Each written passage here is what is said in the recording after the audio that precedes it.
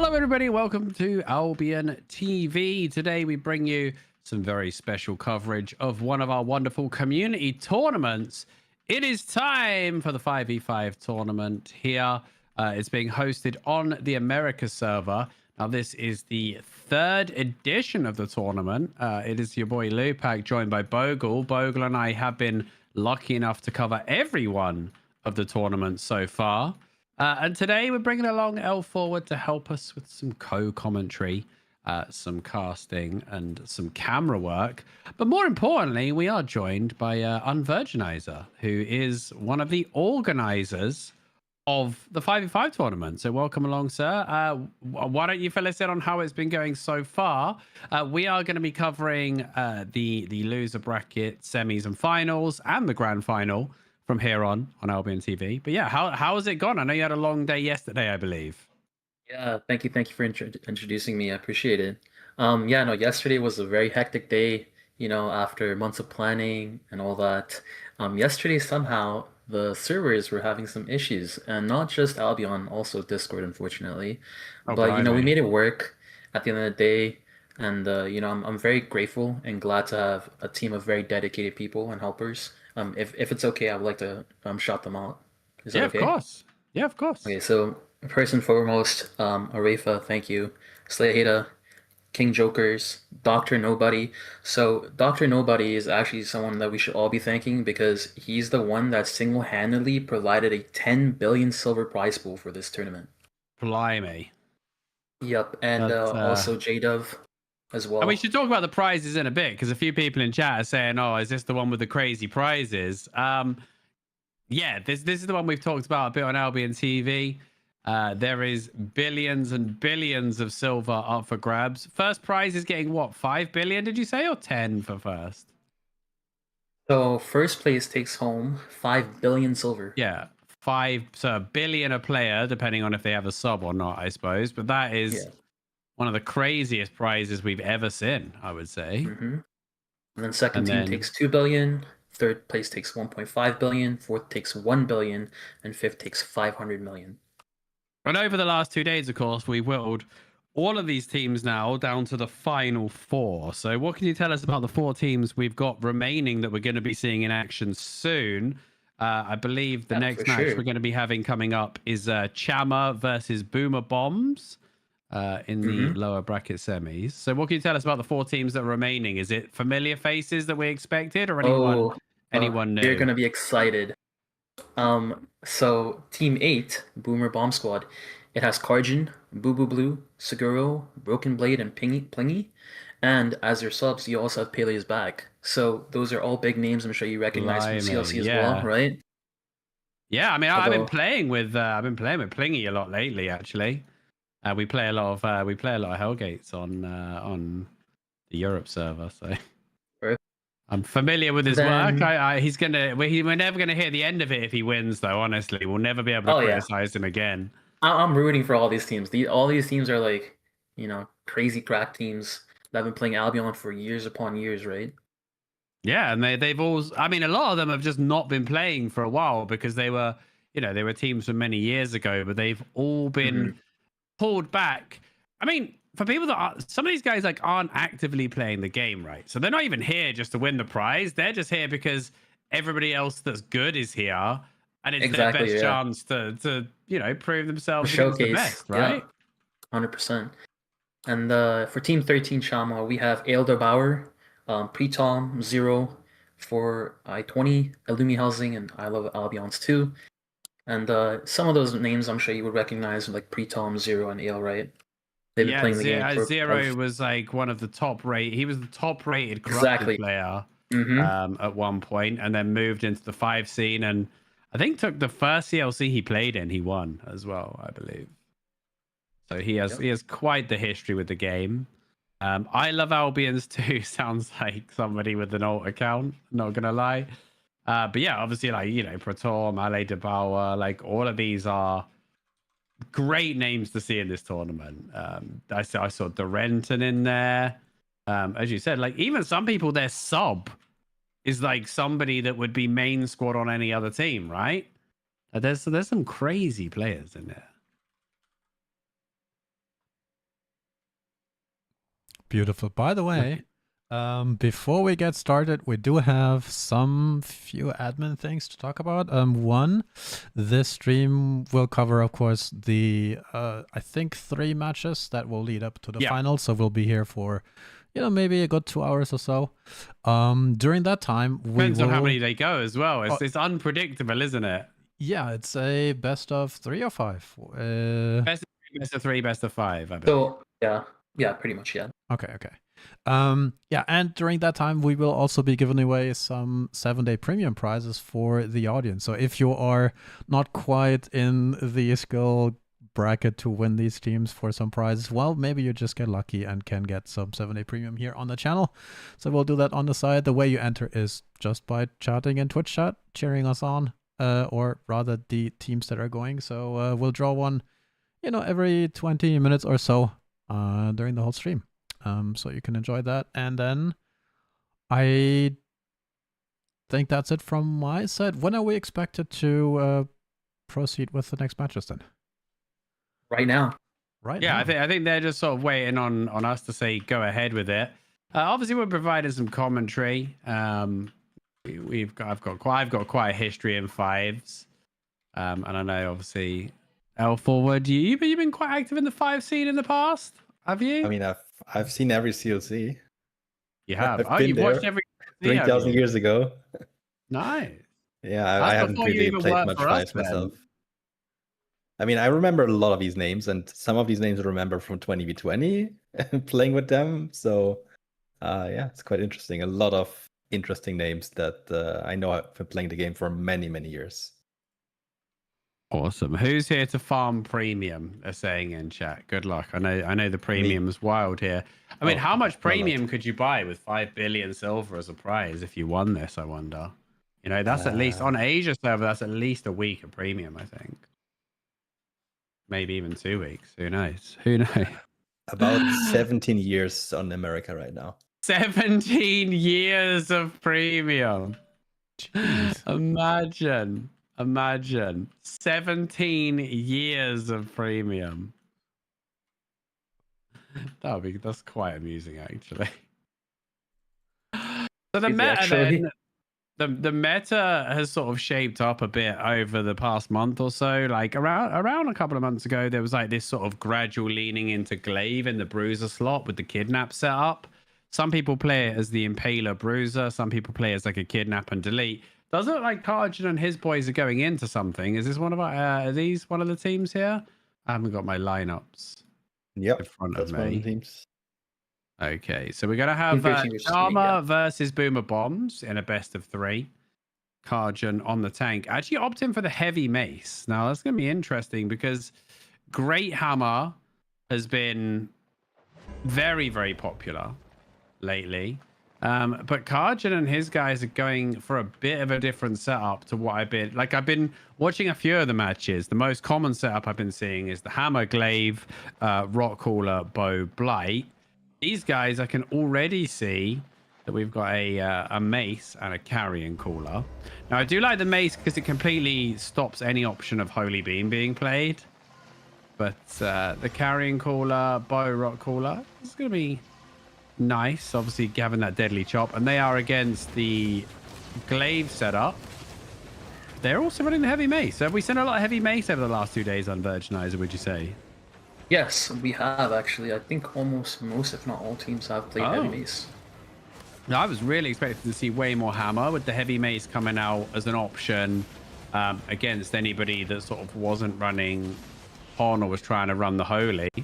Interesting to see the mace be the dominant choice here, actually, as Karjan looks for the crush into the wall with those Dustweaver boots. Not going to find anything. Does actually get the nice connection onto Helsing. Down goes Hellfire on top, and he should go down even through the pond. Not going to save him. So first blood going to Karjan and the boys. Someone quickly give me which team is which here, by the way, if I call him. Charmer is I Love Albion's team, is it? That's correct, yes. And then and Boomer Bomber is Karjan. Yeah. Okay. Yep.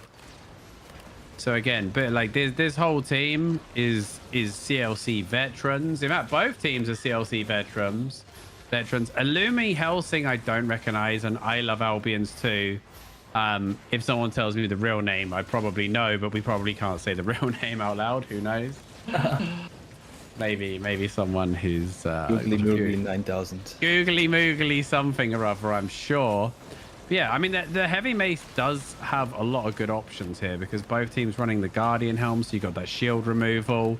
You can remove Pon and the Hots. The lockdown is nice, and of course, constantly purging the bow. Bows don't really care as much about purge nowadays, but it is still a minor annoyance. Karjan going to the wall. Big Shred coming out from zero. They're going to find the finisher. The Rock Crawler comes down, but not even needed to finish that one off. And now it's going to be full send. One apiece. Will they try and find Plingy here? If they can grab Plingy, he should go down, and that will create the opening for Sharma to grab the cap in the center. It was a 1-1 opening. We'll talk a little bit between the matches about the potential fives openings people can play. And Versionizer can probably fill us in what's going on. I think everybody's playing the 4-1 opener at the moment, or is there anyone still trying 3-1-1 or anything spicy? So I haven't. Is that just my end? He's gone a bit crazy? Or is that everyone? No, I think that's him. Sorry. No. Yeah. Broken Blade trying to get the cap. I'm actually lagging. My bad.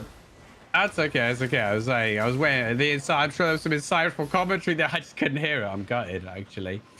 So they managed to get the single cap here, which means that once we get the point tick, they're not going to lose as many points. But still a close match. It might be a long one. You generally won't see a team play down into the low ground unless if there's like 15 seconds left on the rotation. You'll see them go down there and try and take it, or just at least contest it to get that extra points. But with over a minute on the clock, they'll let it go and just play that high ground advantage. Broken Blade again, trading hard with Zero. Going to use that lead to get back. There's the Rock Crawler coming out onto the reset. So Ali not getting a lot of value there. Pon going to be purged. Zero has also used his Cleric as well. Pratorm is running that Impaler. We're not seeing as much of the Harpoon here. That's more of a Hellgate setup. So it's going to be the Impaler as I Love Albion's into the Hellfire. They try and lock him down. Judy goes down defensively from Karjan, but he is going to be okay. It's going to be a full reset, and yeah, it's going to be a situation where Charma are more than happy to hold the high ground. And they'll just chill. They're not going to get greedy. They'll just play the advantage as much as they can. Karjan with the two-man route does get the silence onto Ale. He's not getting a lot of value out of that reset onto his front line. Albion's and Pratorm in trouble, but so is Boo Boo Blue. The more Agony connects. Can they finish him off with the bow shots? They can from the high ground. Dark Matter as well being played on these Rock Crawlers. Big fan of that ability. You know, we see a lot of Armor Piercer. We even see some people using the Cursed Beam now. The Cursed Beam does actually deploy a lot of damage, but Dark Matter, an interesting choice because it does a lot of damage, but I've always found it's the better choice against bad teams, not against really good teams. Two-man crush into the wall though. This could be huge. The root on top. Can they get the lockdown? They're doing this. That's a big push there on pressure, and they only had 4 people for that. Yeah, quite difficult. If Boo was there, he could have applied a lot of pressure to one of those targets. But yeah, he could have got the Raven on both of them, in fact, and then Mortal Agony for the extra push. Helsing backing up into the corner a little bit here. We do have some giveaway winners in chat. Remember, all you need to do to enter those giveaways is participate. If you have a favorite team in this, I mean, I don't know if we've seen any major upsets so far in the tournament. We can probably get the update from the organizers in between. I've been watching the matches throughout the weekend where I could, but I haven't been able to like follow every single match. Pratorm thinks about going for it with the glaive there, but that Mortal Agony turn is going to force him back a little bit. People do have the option to switch gear as well when they die or when they drop combat, so people can have more sets in their backpack, but nobody opting for it just yet. 2 crush into the wall, into the Rock Crawler as well. Counter Rock Crawler, but I Love Albion's the tank. Gonna get deleted. Karjan leads in for the other 2, but Boo Boo doesn't have enough HP right now to get the push on. He's gonna have to wait to stabilize, get the Judy out, but don't disrespect this damage from the Dark Matter, and the bow. 1 hit would have finished him. That's managed to roll, and it's going to be the Cursed Sickle coming out as well, which is an interesting choice. It's been Tar forever. Now, there was cooldown changes between Sickle and Tar, so that Sickle's actually 1 second shorter cooldown now.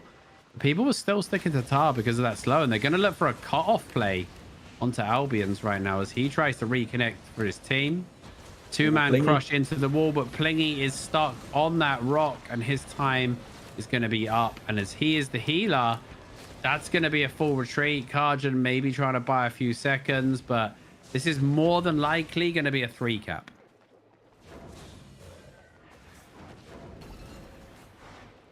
While we have some time, maybe you can explain what this is, how this is set up, because I think a lot of people don't even know what's going on. It's a 5v5 tournament, but what's the... Yeah, this is a 5v5 community tournament, and they're using the custom match system in the game. So they can limit the IP. It has a higher IP cap than the regular arena. There is a limit, though. Nobody is allowed to use above a 0.1 enchanted potion. Any food is allowed, I believe, and capes are limited to 6-3 Masterpiece IP because they scale differently. So, I mean, so basically you'll see that everybody's at the 1467 IP cap pretty comfortably here. And this kind of ensures like it's as equal as possible, right? And that people don't have to spend hundreds of millions to buy A4 Masterpiece items, right? So this opens up the tournament to everyone that plays Albion Online. You don't want it to be Battle of the Swipers, although I mean, exactly. the 0.3 food is quite costly per match, but anybody that's like thinking they have a shot in this probably can afford the gear. I take it Awakening has no effect in here, right? No, Awakening it doesn't work in here anyway. Nope. I didn't know how it interacted in custom matches. Yeah, we had to test it out a bunch of times, make sure like every update that if SBI pushed out, it wasn't like being bugged out. So yeah. And how many teams did we start with yesterday in the end? Because I saw there was a few last-minute sign-ups. There was a bit of a push by the Albion Online socials as well. I think we had 24 teams in total sign up, and then yesterday 4 teams couldn't make it in time, so I think we had around maybe 20. Okay. The food people running this depends on their role.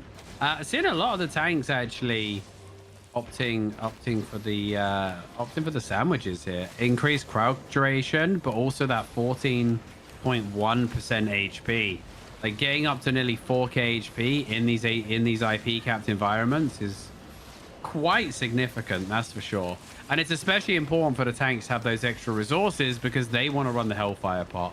The Hellfire pot nowadays is an absolutely crucial part of your kill setup. It's very reliant on anti-heal to prevent the saves and timing those pierces to synergize. So you're going to see a lot of times you're going to want, like, you know, your Mortal Agony, your Deadly Chop, all that to be like synergized with your big damage and your lockdown to get full value out of the Hellfire. And we do see an optimistic Hellfire thrown at Plingy. If that bounce, can he bounce it back to Karjan? No, they're nearly dying to it though. Plingy needs to stabilize. On that push, they nearly had the healer, but actually it was 0i420 overextended looking for that kill. He went down. There's going to be a crush charge again onto Helsing into the Purge. They need to find one more kill here and start setting up this comeback as they are down 32 to 129 into the 4-man route. Doesn't have the battle howl for a few seconds. He'll need to get out the sacred ground as well. This could be a huge howl if he can find it. There's the 4-man howl. And honestly, these guys are just going to have to reset because they have the points to play with. So it's better for them to not chain their deaths here and just reset. It's 150 points, Whitey, is how it goes. You get points for a kill, and you get points for holding the caps. So at the end of the central timer, you'll see that there's like a tick every 120 seconds. Whoever owns the most caps there takes points off the enemy. The first team to 0 points loses, or if the timer expires, the team with the highest points wins. Arenas can end on a draw. 6 points for a death.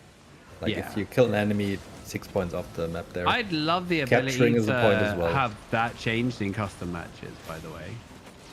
To have full control over it, you mean? Yeah, to change all of those settings, the timers, the points, everything. Karjan in a lot of trouble here. This is the thing, when they try and kite as well, and they try and gather up for those nature resets, this is where we see the power of dark matter. And it's interesting that they're able to play it on a glaive setup, because I don't mind playing it on a carrying caller setup where you've got that deadly chop still, but you lose your only pierce really, because Mortal Agony is very conditional. Oh, that was very good stabilization. They don't want to give up this cap. They're going to get that 40-point rotation. So a 3 cap, as you saw there, guys, that's the biggest rotation you can get. That gives you 40 points, which, as L Forward said, you know, wiping a full team is worth 30 points. So it's better than wiping a full team, getting a 3 cap. Friends can spectate matches, but only custom matches. You can add people as spectators. You can't spectate a read. But let's be honest, anyone could do it via Discord nowadays and screen share, whatever. Has there been any Holy Staff players so far in the tournament, or is it Nature all the way? I think I've seen only Nature so far. Because that's one of the big differences, right? Like, you go into the average arena match and everybody plays Holy. And if you try and play Nature in a silver rank arena match, they're like, noob healer, please go Holy. Right? Because average to bad players don't understand the difference in skill ceiling. They just see Holy Beam and like, that shit's OP, everybody should run it. Which it kind of is, but against good players, you don't get the value from Holy Beam. Like, it's amazing against bad players.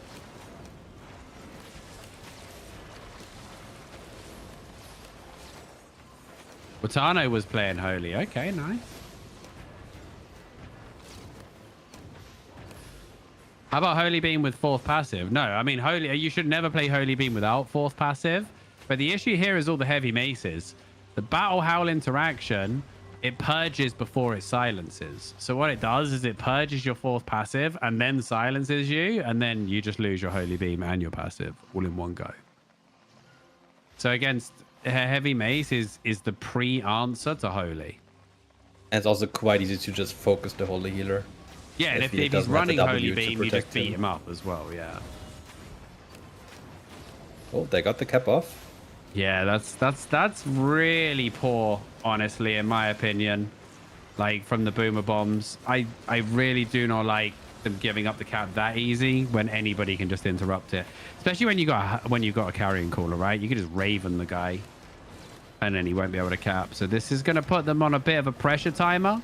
They're going to need to contest that cap. That was a bit of a whiffed Hellfire. The tanks as well. So I've been running tank lately. I really like the Smuggler's Cape to give me a second Hellfire. I feel that I generally get more value out of that than the Bridgewatch Cape. But these guys also, you know, they love the Bridgewatch Cape for the extra CC, just that momentum play. But it does mean that when you waste your Hellfire like that, you give your opponents like a really big window where they can be aggressive. And we'll see here, it was a kill onto Albions, but it ended up being a 1-for-1 trade. Knocked out of the snare charge by the Rock Caller as well. And it's going to be, yeah, it's going to be another one going down. Sagiro also follows. Boo Boo's going to go down. And that is going to be game one. That is going to be game one, going in favor of Shammer in this best of 3. And this is a lower bracket semi, by the way. So these guys, you know, the loser of this match is going to be out of the tournament. They won't be going home empty-handed. I'm pretty sure they'll be going home with quite a large prize. But everybody that you're going to see today on the official stream was here to win it. Nobody here didn't think they had a shot of winning it. Put it that way. Yeah, indeed. They're just protecting the caps right now. And with the 2-1 rotation they're getting here, we see Zero is like all the way back between the caps, essentially. That's 20 points off them, and that's the win. GGs are being called as well at the end of that. What you're going to see as well, I don't think we saw it in this match, but you're going to see it, especially in some of the clutch matches, when it comes down to like a match-winning rotation. you're going to see some swaps come out, right? You're going to like teams historically go for stuff like annoying stuff like great arcane, enigmatic, ironclad, stuff like that. You'll see some of that come down when it's the match winning rotation. They might opt to go for like not a cheese switch, but a defensive switch to protect that final cap and just make it, because they don't even need to win the fight at that point, right? They just need to be alive and interrupt the caps. Yeah, that's when all. you we may. see I mean, it might not other happen, matches but you too, might see a tech switch there. if that's allowed. But I'm assuming it is. I believe it's in the rules, yeah.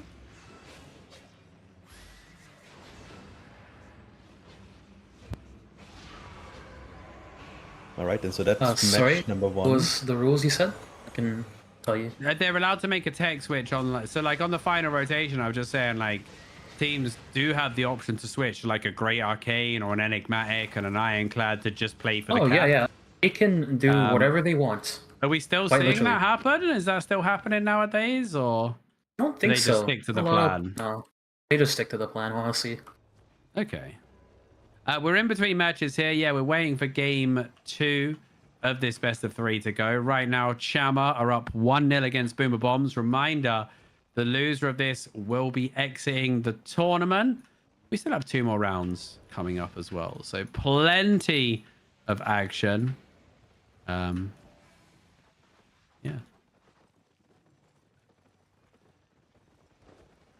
Healing Sickness. Yeah, Healing Sickness is a game debuff.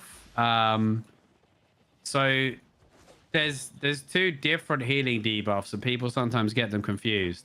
Healing Sickness is if you get healed from 2 different sources that are healing weapons, right? So you don't get Healing Sickness from, say, a Graveguard helmet or using your own Hellion jacket. There's also a self-healing debuff, which healers get if they've only healed themselves for a period of time. I can't remember the exact period of time, but if they haven't healed anybody themselves, they get a little self-healing debuff. And that was particularly a balance change for Corrupteds and 2v2s, though. That wasn't really a 5s targeted thing, but it can occasionally kick in. Still something that does affect you and could kick in.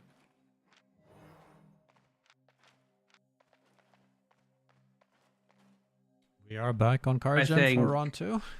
Yeah, straight into the next match. We'll see if there's any switch ups for these guys. Again, I am not a fan of the glaive if you're not playing it as a kidnap, to be honest. I think I'd rather just see a carrying cooler at that point. You kind of have to have this bruiser, and you have to have them on the royal armor to support the tank's energy needs. But yeah, I think I prefer the carrying cooler personally, but who are we to say with these guys coming through and winning right now? So yeah, hopefully Karj and the boys can pick it up in game number 2. As I said, both teams opting for the 4-1 opening. That's 4 players going mid, 1 person capping the home cap. Other possible openings are a 3-1-1, where you send usually your tank to contest their home cap and try and get an advantage that way. Or the 5-0-0, where you just send everybody mid and try and quickly get momentum in the mid. Mortal Agony onto Pratalm and I Love Albions, both in trouble. Reset coming out from LA, but not doing too much work. Karjan with the Assassin's Hood for the reset. We haven't really talked about the tanks tech-wise, but they are running the same stuff. But it's Karjan's going to go down after that opener. It looked to be going their way, but that is not what they wanted to see right there. No, it's not. The momentum is already shifting. Like, if you don't have a tank, all the DPS can just freely move. They can just really do as much damage as they want. They can walk up where they want.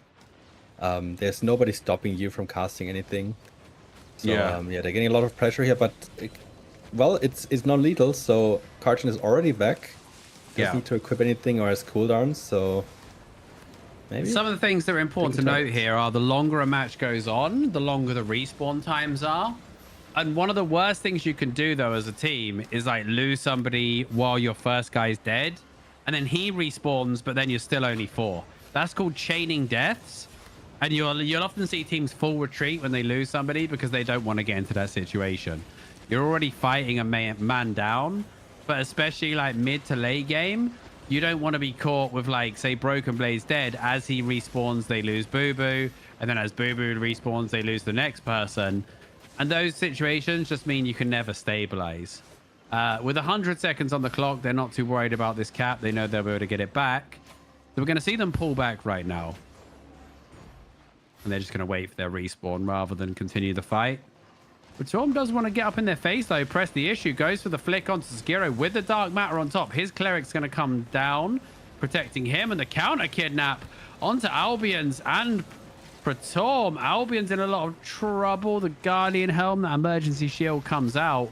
This is what they could do with a glaive of their own. If they had a flick for Praetorm there, he'd be in big trouble. Graveguard comes out into the pond, into the Judy. So it does look like these guys from Charmer are going to stabilize, but they are still down on momentum, and they have to use the Crush Charge defensively. Rock Cooler from Sagiro into the reset. Boo Boo wants to go for the cap, but those dots are going to cause problems. Crush Charge onto Praetorm into the silence. Any route for him? There's Boo Boo with the Mortal Agony, but they can't find the finisher. They got 40 seconds on this rotation. Counter Crush. Praetorm once again in a lot of trouble. Big Battle Howl on the choke. Can they find the kill? One more hit's going to do it. Emergency Shield will save him. Boo Boo trying to finish it off, but can't find his mark. And they are going to weather the storm as Broken Blade gets under a bit of pressure in the back. And that Dark Matter comes out once again.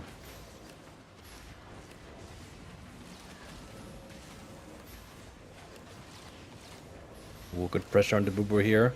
He's in the Judy. Oh, he's leaving the Judy. No, never mind. He's going down. They're being pushed. Broken Blade is all super low. Like, a few more hits will do it. ReZero cannot find the kill here. Karjan's going down also. This is not looking like they're going to lose another person here. Maybe one, maybe two more. Maybe they can, if they can get Plingy, it's going to be very, very huge. No, looks like they can all make it out. Yeah, they're making it out. No kidnaps. Yeah, it's not looking too good here in game number 2, and this is their elimination match. Gotta cheer for my boys Boo Boo and Plingy. You know, I've played a lot with these guys over the years, so always rooting for them, but they are getting pretty handled right now. And this like wall setup as well from Sharma is really nice because they can enable their Rock Cooler to play over the wall, and he can just play for free without ever putting himself in danger, which is just so nice. Like, he can be super aggressive, like with his cooldowns, doesn't need to worry too much, and still gets full value. Similar with the healer, that they could just communicate that anyone can come to the wall for heals without ever having to commit their healer into harm's way. The advantage of the high ground. Oh, he's in huge trouble here. Oh, and there's the takedown as well. The damage of this Mortal Agony combo, the displacement as well coming out from this glaive. They're going to probably find Boo Boo as well after this route. He has no more mobility. He's going to get kicked back and he's going to go down. This is going to be into a 3 cap as well. So they're going to be putting them rather low. Yeah, they're going to go down to 49 points here. Unlikely that they're going to get a cap back. And maybe they even have enough time to cap 1 or 2 before the final. They're not going to give this cap for free. So this is what I was talking about earlier. If there's over a minute on the clock, they're not going to contest this cap, right? But now, 15 seconds out in the open to earn the 40-point rotation, they're absolutely going to do that.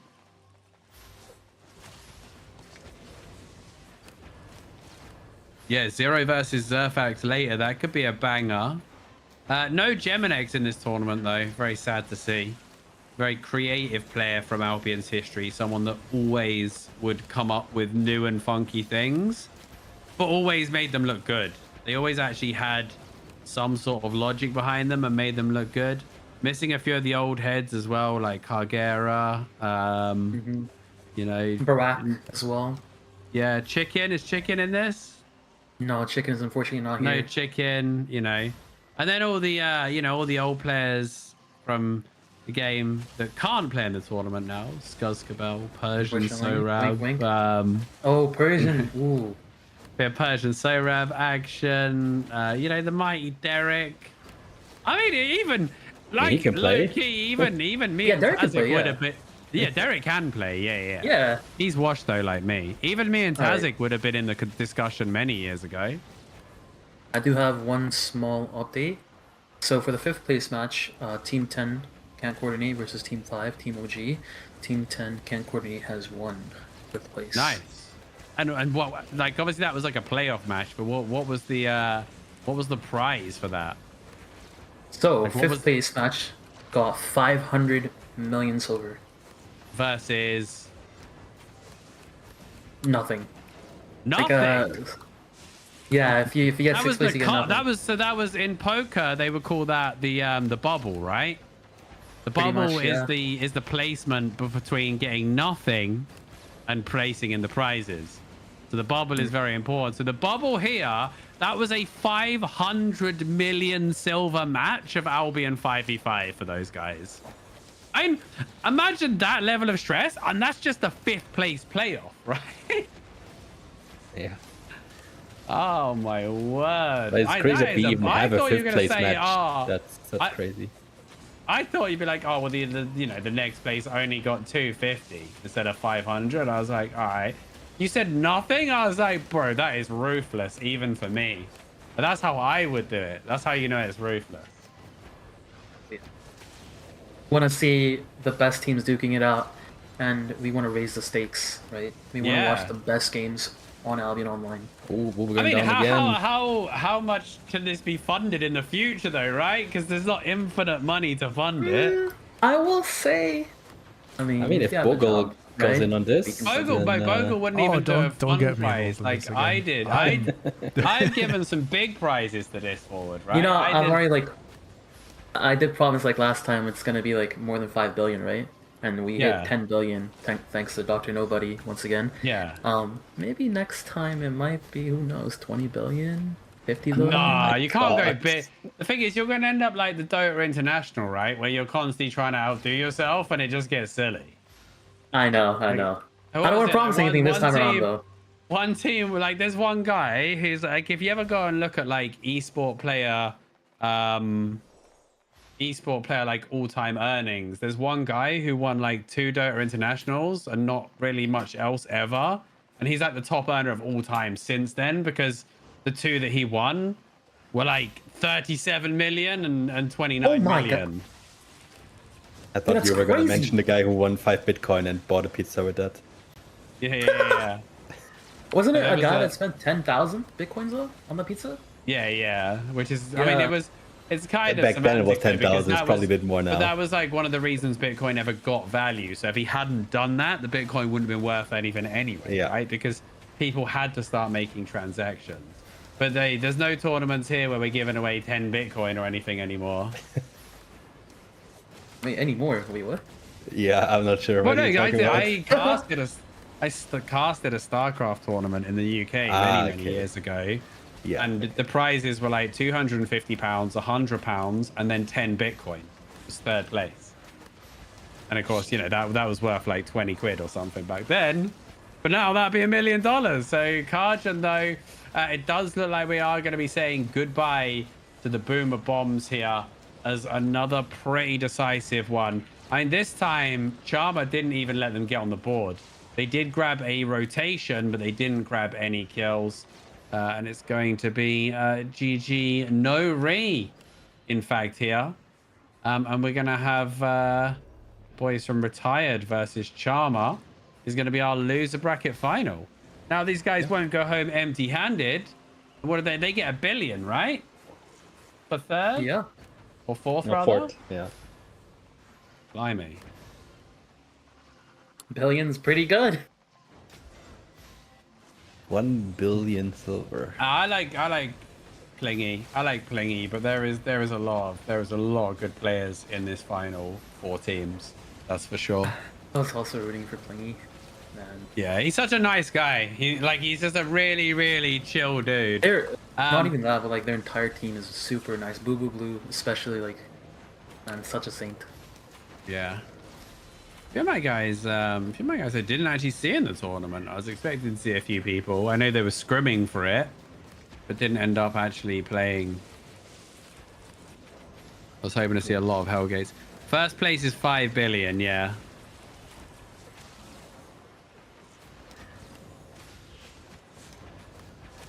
I will be right back.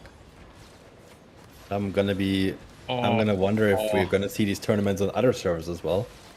Because of course right now we're the American I mean, server. in fairness, they're not giving up here. But 2 points is basically impossible to come back from. Because even if you start to win, they get 1 point simply for capping. Yeah. And they can just cause so much pressure by threatening to rack cap 1 cap. It kind of just swings you around. But it's going to be, it is unfortunately going to be Broken Blade going down that causes this one to end. So looking at damage rise, right, we don't have the kidnap on this glaive. But he is still, I mean, he's out damaging the carrying caller, which is kind of crazy to out damage a dot weapon in a 15-minute match. So he's definitely putting out a lot with that glaive. I think there's a lot more auto attack damage that you can do with a spear. Oh yeah, absolutely. I just think you're also you're also kind of a victim of some collateral battle howls as well, though, where you lose your stacks, right? The good thing about the glaive is you don't have stack loss on E like you do with some other stack-based weapons or even some other spears. Hey, I am back. So, next up we have losers round 7, team 22, and then versus team 13. Okay. Right now we're just waiting on them to see if they need a breakers too. Yeah, and those guys, I mean, there's nothing too much to dissect, I would say, there for the Sharma boys. But I will say that they, you know, they just played for billions of silver in a single best of 3. I wouldn't be surprised if they want to take a few minutes to just, like, breathe almost, you know? Like, I've seen how like stressed Bogle gets in a bronze rank arena match on a Saturday night, right? Like I can't imagine how stressed these guys are. Like, and we've had some heated times. Me, you, and Shozen have had some heated evenings, Bogle. And we're not even playing for silver. Not only are we not even playing for silver, we're even paid to be there, win or lose, and we still get stressed out and pissed off. Can you imagine being in a match of these sort of stakes, Bogle? Not like, really. You know, you're a guy that doesn't even like to part with 1,000 silver on a res pot. Like billions would, whew, spicy. I mean, I'm just watching this and my nerves go up. So I don't. A lot of discussion always goes on about like who is the GOAT of Albion, but I don't think it's like other sports where you can have a GOAT. Like for me, it's like a GOAT of each position, right? Like, you know, the GOAT of DPS, the GOAT of bruisers, the GOAT of tanks, and the GOAT of healers, I think is the discussion we should have in this game. You say is GOAT of healers. I think that's like a pretty like big one, I would say, out of everything. Yeah. Healers are like such a cornerstone of the team. Like it's night and day between having a good healer and a subpar healer, isn't it? Oh yeah, without absolutely. it being a doubt. You can still do a lot wrong on a DPS or tank, but if you're doing a lot wrong on the healer, your team just dies. Yeah, your team is just done. I think at this level, though, you can't be dead weight on any role. It's very recognizable, right? This is what I'm saying. Because we've discussed a lot about the journal achievements related to fights and sort of the high rank Hellgate one, and then you've also got the the winning the high rank Crystal League ones, the level 9s. And I think past a certain point in either format, you can't have dead weight. Like if you put a mediocre DPS into any of these teams, like they'll win against the worst teams, but they'll never be able to get to the top with any dead weight. It just doesn't work at this level.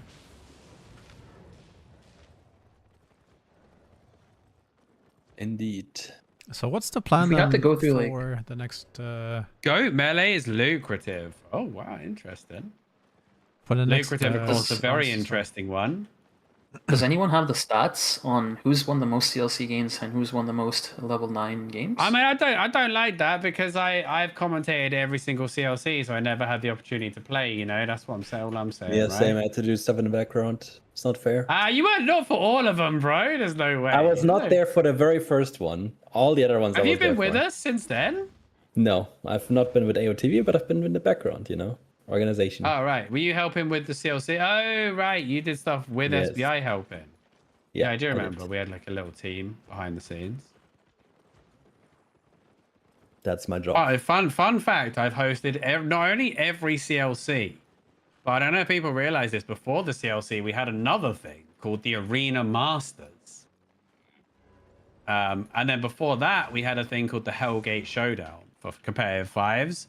And I've been the host of every single thing that they've ever done. And I think I've shown up for every community fives as well, right? Unvirginizer?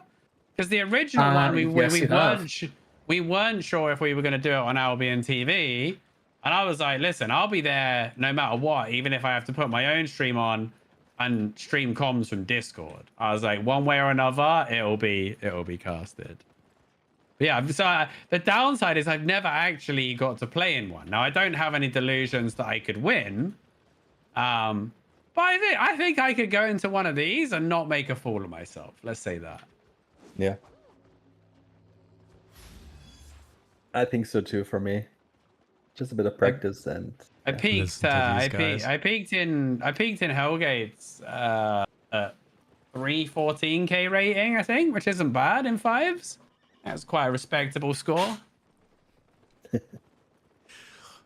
You guys sound like a bunch of what's it called when you commentate from your couch? backseat gaming. Yeah, no, armchair experts they call it. No, I definitely I've definitely been on the scene. And I know actually know what I'm about.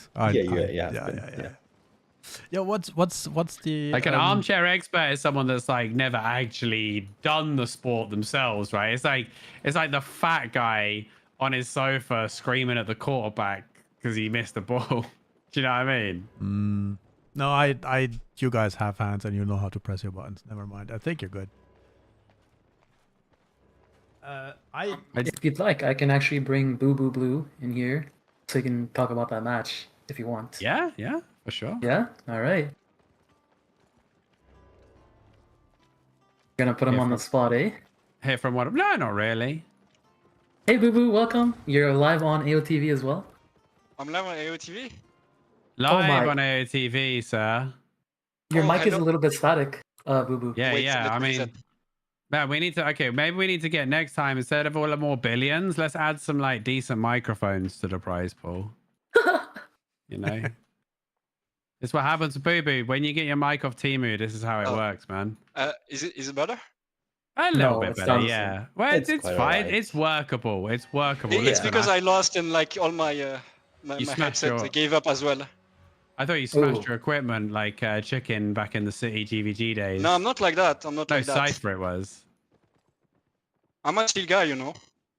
Yeah. No, I know. Well, we were just saying that you probably had what I would consider one of the most chill lineups out of it. Do you think maybe that lack of like anger and toxicity held you back there? I mean, commiserations on the loss, but that was quite a decisive match. It's fair to say, right?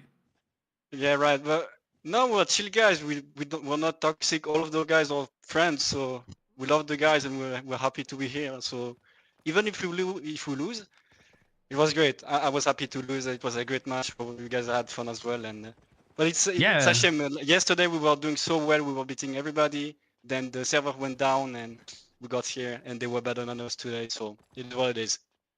It's one of those ones as well. When you get into the sort of the top 8 and the top 5, it definitely kicks up a notch, right? It's a very noticeable jump in teams at that point. Yeah. Because that pool of people that have won CLCs and competed at the very top, that pool is like 50 people, isn't it? Yeah, right. So I have word that the next match is now starting up with Team 22 versus Team 13 for the I do see them zoning in. We'll let them start, and we'll carry on chatting to Boo Boo for the first few minutes anyway, because I think it's nice to have somebody here from each team as they go out. What do you think about the meta for this season's tournament then? Enjoying it or not a fan of it? Obviously, we've lost the shapeshifter meta that we saw before. The rock caller's still about, and there's a bit of indecision between glaives and carrying callers right now. But overall, do you think it's a nice meta, or what are your thoughts? I love it. Absolutely love it. I think glaive is better. It's just early during the scrims, like a month ago, we couldn't make it work on glaive. Like we were good on glaive, but like comms wise, it was bad. And we are good on macro, we're good on slow game, slow play, and we decided that it could surprise and we could win and punish on the slow play. And it was working, but today it was not enough. So I think glaive overall is better than Carrion. I love glaive. I agree. No one. That doesn't look like anybody's playing the kidnap version though that we saw in the Hellgates for quite a while, because when people respawn, the kidnap is a lot less valuable. So yeah, it does seem like it's the Impaler. The Impaler glaive still has that kidnap potential. And then the heavy mace surprised me. The switch away from Great Hammer to heavy mace. Do you have any thoughts on that? Like pretty much every team has gone in that direction now, haven't they? Yeah, I'm not surprised. You can do a lot on Great Hammer, Pole Armor, but I feel like right now you have the purges on the backliners. You can you have tight chokes. It's not like the triangle map where you have open spaces. So here you can easily push them through the choke. Have purges on 5-man and stuff. I feel like it's way better than Great Hammer overall. You have more control. You can be aggressive as well. So I think it's a better choice to have heavy mace right now. Okay, awesome.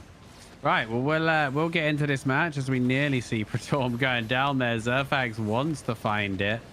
Somebody in chat said, talk about Zerfax losing to double glaive or something. I haven't seen any double glaive yet, but be very happy if we do end up seeing it. Yeah, thank you for joining us, Boo Boo. And L Forward, give us the update on this match then, the lower bracket final. Yeah, there's not much to be said. It's still no kills. And actually, blue team is trying to cap. Oh, no, they didn't manage to. So one of each cap. The Renton is trying to cap again, but of course we have the bows to interrupt. Yeah. So they've just been trading so far. Yeah, sometimes you're not even going for, you're actually trying to cap essentially, but you're forcing them to play. He might get it here. Oh, that Impaler just came through in time to interrupt. But even by clicking the cap when you have the high ground, you force them to extend into you. And then you get a situation like this where Praetorm, he gets kidnapped into the Hellfire. Full send. There is going to be the Guardian Helm comes down, but the Rock Call over the top. No heal. There's the pond. Do they have the GG available? I don't think they do. So he is going to have to weather the storm. But now the Dark Matter bouncing in the back line. Ale's out front trying to save his boy. Zerfax nearly gets clobbered to death with the mace. Everybody's going to be okay, and they're going to return to the status quo.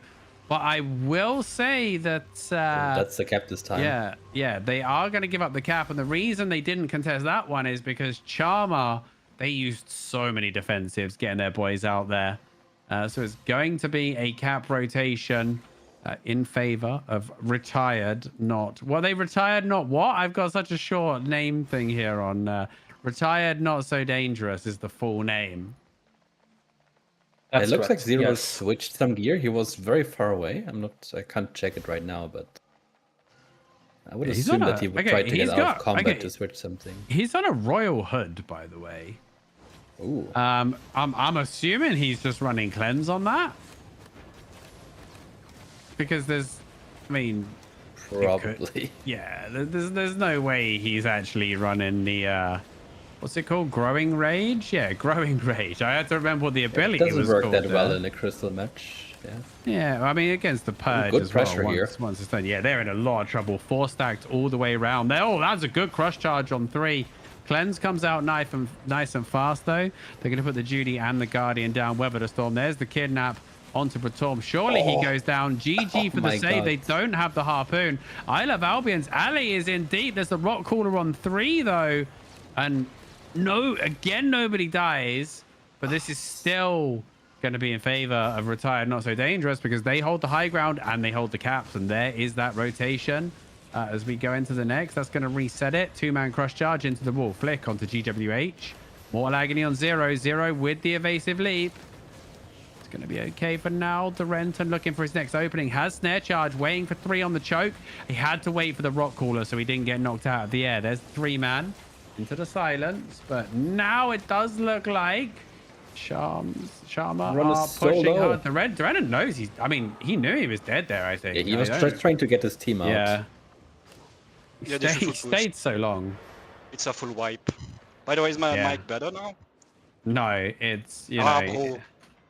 It's like talking to a French guy live from a Healer going down. submarine. Hey, I'm not French. You're not? No, I'm Sacre Swiss. bleu. Oh, really? Sacre bleu. Yeah. You're like the most French-sounding Swiss person I've spoken to then. I mean, if I had to like immediately just guess in 5 seconds, maybe it's the microphone. Maybe it's like a French-sounding I don't want microphone. to talk now because my mic is fucked up. Blimey, I'm usually quite good with the various European accents. Hey, he could have been Canadian as well, you know? Yeah, true. But you get a bit more of an American hint with that. Probably, yeah. Yeah, he's French Swiss, guys, for sure. There has been a lot of like French Swiss, really exactly. good. But I'm not French. Please. There's been a lot of really good French GVGers over the years as well. Yes, sir. Rogue One back in the day. Exactly. Say My Name and then Say My Metatron as well. The French communities have been some of the biggest in this game, actually. Yeah. Thanks to Zerator. Someone says Who shout out advertised to the the game camera and, operator. But where the buttons Bogle doesn't press in arena matches, he makes up for pressing them when he's on the camera, at least. You know. Oh, well, I actually don't have the stream on right now, but I'm wondering, are you doing free cam as well? I he's am, yeah, got but some lovely ones. the zone is a little bit iffy, so I think I might need to reset. Yeah, I'm also recording some extra stuff currently. But it's my first time using the free cam in this mode, so... Let me... Yeah. Chicken Nuggets is awaiting them in the final. Yep. Let me go and get the lineup for them. Because, I mean, these are all teams. None of these like teams we've seen today, even the one that we just lost in the last round, none of them you'd be surprised to see in a grand final. That's like the level we've got to at this point. Yeah. Lorenton, of course, I mean, he was in so many CLCs as well. Elder Bauer was in a lot of them. Zero was, obviously, Surfx was. I've pinged you with the lineup. Won a couple. Oh, perfect. Oh, yeah, Chicken Nuggets. Yeah, that's a team that I'd say, yeah, you know some players. I don't know all of them, like pretty much, apart from the ones who are maybe on alt accounts and stuff. But other than that, I do have a question though. Can you walk me through what their comp does and how they do it? Because I think a lot of people who might not exactly know what's going on would benefit from how they're trying to play theoretically and how that actually plays out here. yeah, I mean, with the glaive setup, so you're basically just looking for favorable trades, right? A lot of your burst damage during a fight is going to come from your bow. The glaive can do quite a lot of damage, but it's more consistent, and you can't always stick to the same target. But it basically plays out, they look for openings to deploy their anti-heal, which is the rock hauler, the hellfire potion, and anything like that, and combine it with lockdown and shred and just delete somebody. Quite often though, the first rotation or the first part of an engage will be getting key defensives used. You don't expect to kill them, but once you know those defensives are down, you have a window of opportunity to find the kill, right? So if they use their Judicator and their Guardian Helm, right, and you see the guy pops his res pot, that means you've got that window. You've got that like 40-45 seconds where they don't have any of that, and that is who you're going to target, and you're going to look for those kills. You can find the kills by cross-charging them in. You can flick them with the glaive, but it needs the setup. It needs the shred coming from Mortal Agony to actually make them squishy enough to kill, especially the frontliners. Yeah, So speaking of frontline, Sorrento goes down again. And so does healer Sandoka. Yeah, Sandoka. So that is it. It looks like it's over. Yeah. Yep. 3 cap and it's over. Your mic seems better, by the way. Now. Yeah.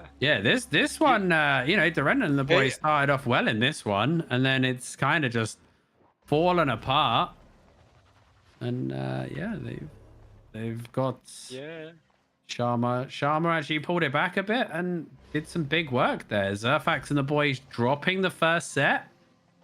Will they make any changes here? I mean, where do you think it went wrong, guys? Like Boo Boo. I mean, Boo Boo's probably like our expert to call on here. I don't know what level 1 versionizer you've actually played at in the game. Obviously, I know you very well from running the tournaments. I know you've played 5s, but you know.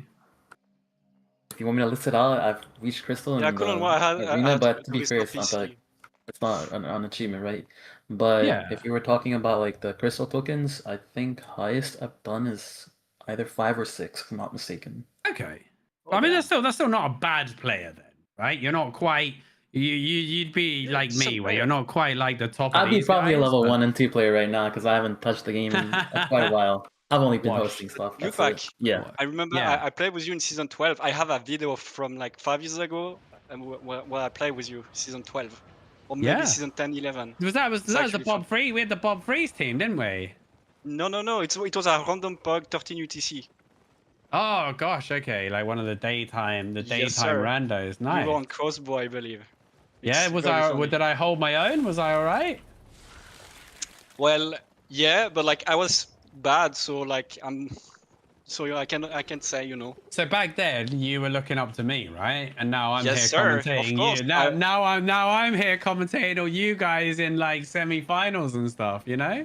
Yeah, 7 years ago I was watching your YouTube videos as well when you were doing some. Nice. Appreciate it. It's just great to see all these people still playing, honestly. Yeah, that's why the tournament is so great. Like, yeah, there's so many OGs, old CLC players coming. We talk together, we play against each other, we scrim together for like, what, 1, 2 months. It's so much fun. So we're all happy to be here again. Like, even though we lose, it's fine. It's nice to see everyone. It's like getting the old. It's like a school reunion, except everybody beats the shit out of each other. Exactly. Basically. Exactly.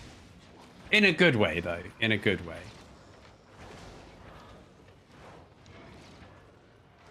That's why I think, like, honestly, don't think for a lot of these guys it's even about the prize money, right? The prize money's great to attract spectators in and to be like, hey, look at our prize money.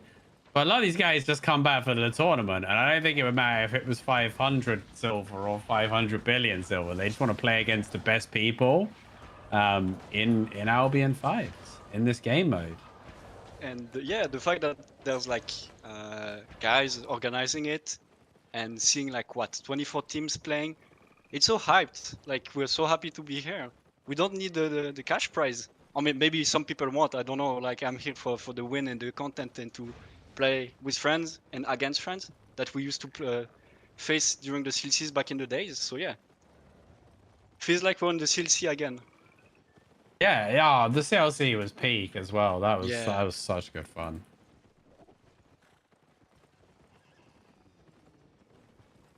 Still, it's not impossible. We're gonna see something like that again, but yeah, with the current 5v5 scene, it's a bit tricky.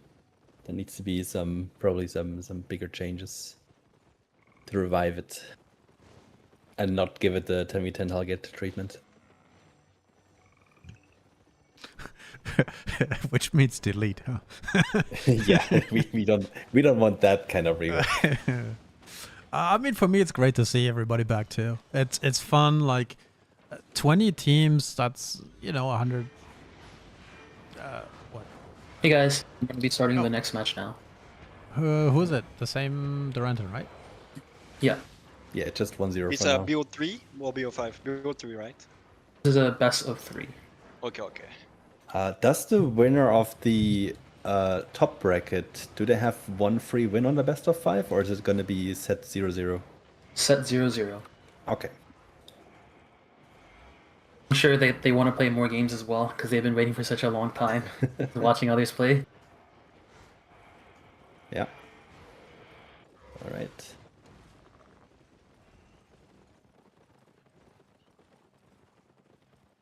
This is going to be the last chance now for retired Not So Dangerous to make it to that grand final. Otherwise, they'll have to settle for third.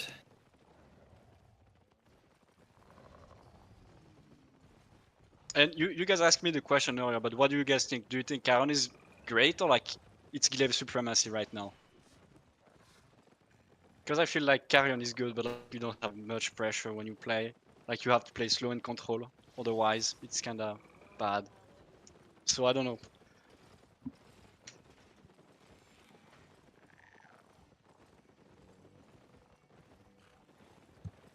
I don't know. I'm just I a think camera Lupek just had member. a disconnect. Okay. I may not have been paying 100% attention because I've been doing Wow. other No, stuff I with the was camera. waiting for Lupa to answer, but I think he just Yeah. walk off or something? Well, he said earlier he said Glaive was he preferred Glaive, I think. Yeah. I mean it's funnier, it goes faster. The second match has started if you wanna inspect Google. Yeah, Lupek has issues connecting to the channel, the Discord channel. Let's move him. We either might have to move him around, but we've been having Discord issues in the last few weeks. We might have to start up a Zoom call, which may last like 20 minutes until Discord fixes itself, and then we would be back. If We can try a move down different channel or different Discord. yeah. We could, I guess. we'll try hop around a bit, see if we can get Lupak back in, and if we can't, we'll hop on Zoom and then we'll talk there. Ask him to try some different Discords or channels. Yeah, Oh yeah, I'm just gonna cast it for now. So so good pressure onto Pretom and all of Albions. And they're A good. lot They of get curse the stacks on them as cap. well. Pretom is in a big trouble here. Yeah, they did get the cap, 2 for 1. And it's Still a lot of pressure onto their front line. Oh, this stepping down. Ooh, the Renton might be traded here. He's charging in again. No, he's getting he's getting traded. So it's a 1 for 1 so far. If they can play it slow, the 5v4, Curse Doranton about player to die. also He super dies far anyway. back now. Oh, zero on the Oh. trade. Zero blinks in. Oh my god. Hang's also down. But they do have Yeah, the now they're on the cap. chase. Okay. They just have to maybe suicide for one tick to get the rotation. Yeah, it looks like they're gonna go for it. Oh, but he actually suicided for that. Wow. Okay.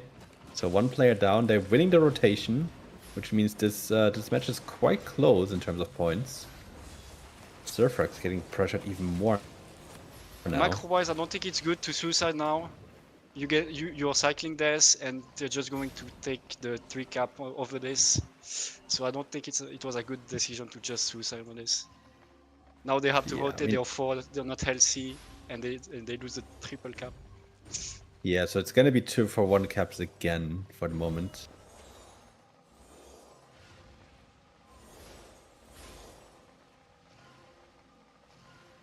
So blue team here, I think we're still on the Renton, right? So blue team still looking to inch up on that platform, which is a bit higher, so you can see a bit further.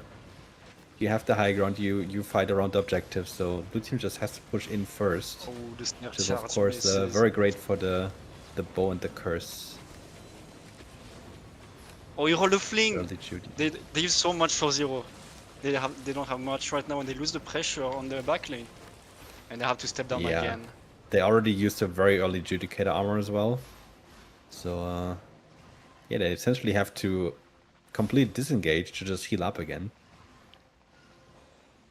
It's so hard to step up that choke, especially on that meta. And if you just see the random miss snare charge, purge on one target, and they hold the fling, then you have no pressure at all, and you have to go back again and restart over again. By the way, Bubu, if you Yeah, want to I watch don't the think stream, they- I put one up on Discord. Yeah, it's gonna be better. Oh, I'm fully live. Okay, good. Yeah, so they're walking up now. They lost the rotation already. Zero is already going back to recap their cap there. So they're giving up the high ground now because of that. Because Zero left. So they get rotation. Yeah, because they want to get the recap, and they can just interrupt over and over again. Or maybe he's gonna miss. No, he's interrupting the cap. Oh, they actually got the cap off. No, they got the orange cap here. This one's still neutral.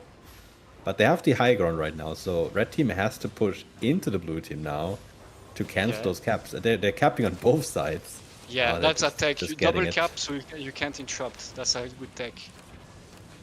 Yeah, I mean, if both the tank and the glaive are pushing up, you can still, but yeah, You have it's to risky. be careful on the double snare charge. Yes, it is very risky.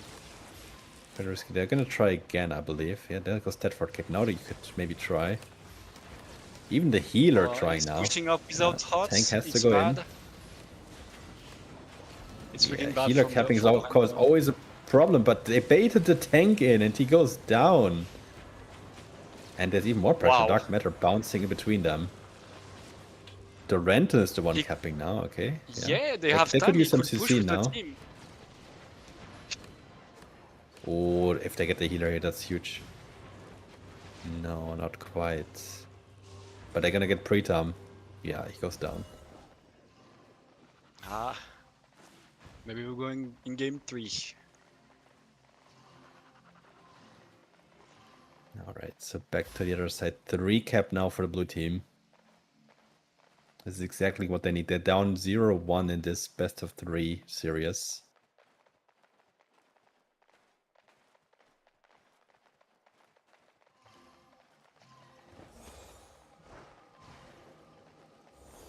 They're slowly inching up again. Already getting some curse ticks there, but that's not really an issue. Nature can counter heal that. And they're looking for the home cap again. That's good. They get the triple and the home cap. Yeah, so they're capping it now. So both teams are gonna cap one for themselves. And they're gonna fight over the neutral one in the middle. The important one. Red team is looking to push up now, but they're still in the choke, which is a bit dangerous. They should push Up up. There's there, no roll, no dead cleanse now. on their facts. That's one Judy down. They have to push. Because red team Judy not getting too much value there, because it's right in the middle of the zone and nobody was there really. So momentum is on the blue team currently, who still have the Judicator armor as well. Yeah, there we go. There goes the Judy armor. Not much value either because he gets Rod Collared. So both Judicator armors out of play for now. Red team is gonna have it earlier again. Bit of pressure onto the front lines, but nothing critical yet. There goes the Blight reset, but a lot of players on the blue team don't even have heal over time on them. So not too much value of the Blight if they're not getting healed by other swords at the same time. Oh, that's a nice hot. Another Rod Collar, yeah. And they might need to kite back. Doranton is in trouble. And is in trouble. Their front Yeah, line he is needs not to healthy. stay They in might that have Judy to push get back. the additional healing. Yeah, they're losing so much Perfect. right now. So much tempo Popping goes his down. res. Yeah, Yeah, that's for Doranton pushing has it to now. come back. He's less than half HP. One stalker in, he's gone. He dashes out, gets kidnapped back. Now Isle of Albions is in trouble. Gets perched, he gets his pawn perched. He gets back the healing. Renton, now we're fighting outside this arena here in this small secluded section. Both Cervix and GWH go down. Xandok goes down, Angst goes down, it's a full wipe. That's a full wipe, yeah. Yeah, the Renton survives, but I mean that is Red not team much. was a bit slow on the kite and then they full wipe. That's bad for the morale right now. So if they can get all these caps, then blue is going to be down to 8E1, and with the rotation it's going to be 41 to 66. Yes, sir. If this goes through. So back in favor of the red team. Because it's a big rotation, I think Red should look for the interrupt on the home cap, so they have the 3 cap and they can take a 40 tick. It looks like they will not interrupt though. I think it will be wise to interrupt the cap here. Yes, they're looking for the No, they interrupt. have somebody in position, yeah. Yeah, they want the big cap. Because you put them down to 41 and you might just win with the next rotation. That's a big problem. 'Cause otherwise you would only take 20 points off them if it's 2 for 1. So now going for the healer. Alvaro is in a bad Double position kidnap right on the now. healer. No He has cleric, no no boost. cleric. They should full send on healer. But Red team is not healthy. it's not no enough. hots. The bow is on it, but that's about it. It's not enough. He gets back into safety. There is no rot to interrupt that heal. Yeah, blue Red team team is now has stabilizing the well. high They can ground, but push they're back. low.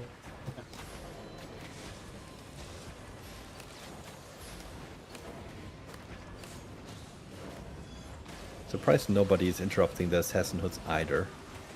Yes. Oh, Surfrex. Wow, they Get lost stuck all together with momentum the and healer there. they die. Xendoka is about to die as well.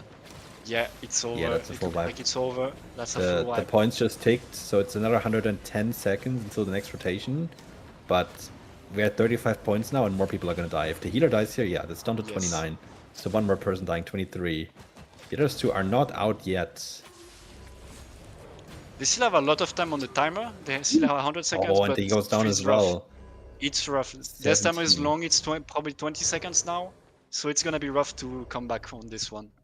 Yeah, I was gonna say, even if they didn't get the last kill there, it would have been 23, and with the 3 caps down to 20. So they just need to win a normal Hold rotation, two. and it's Yeah. over.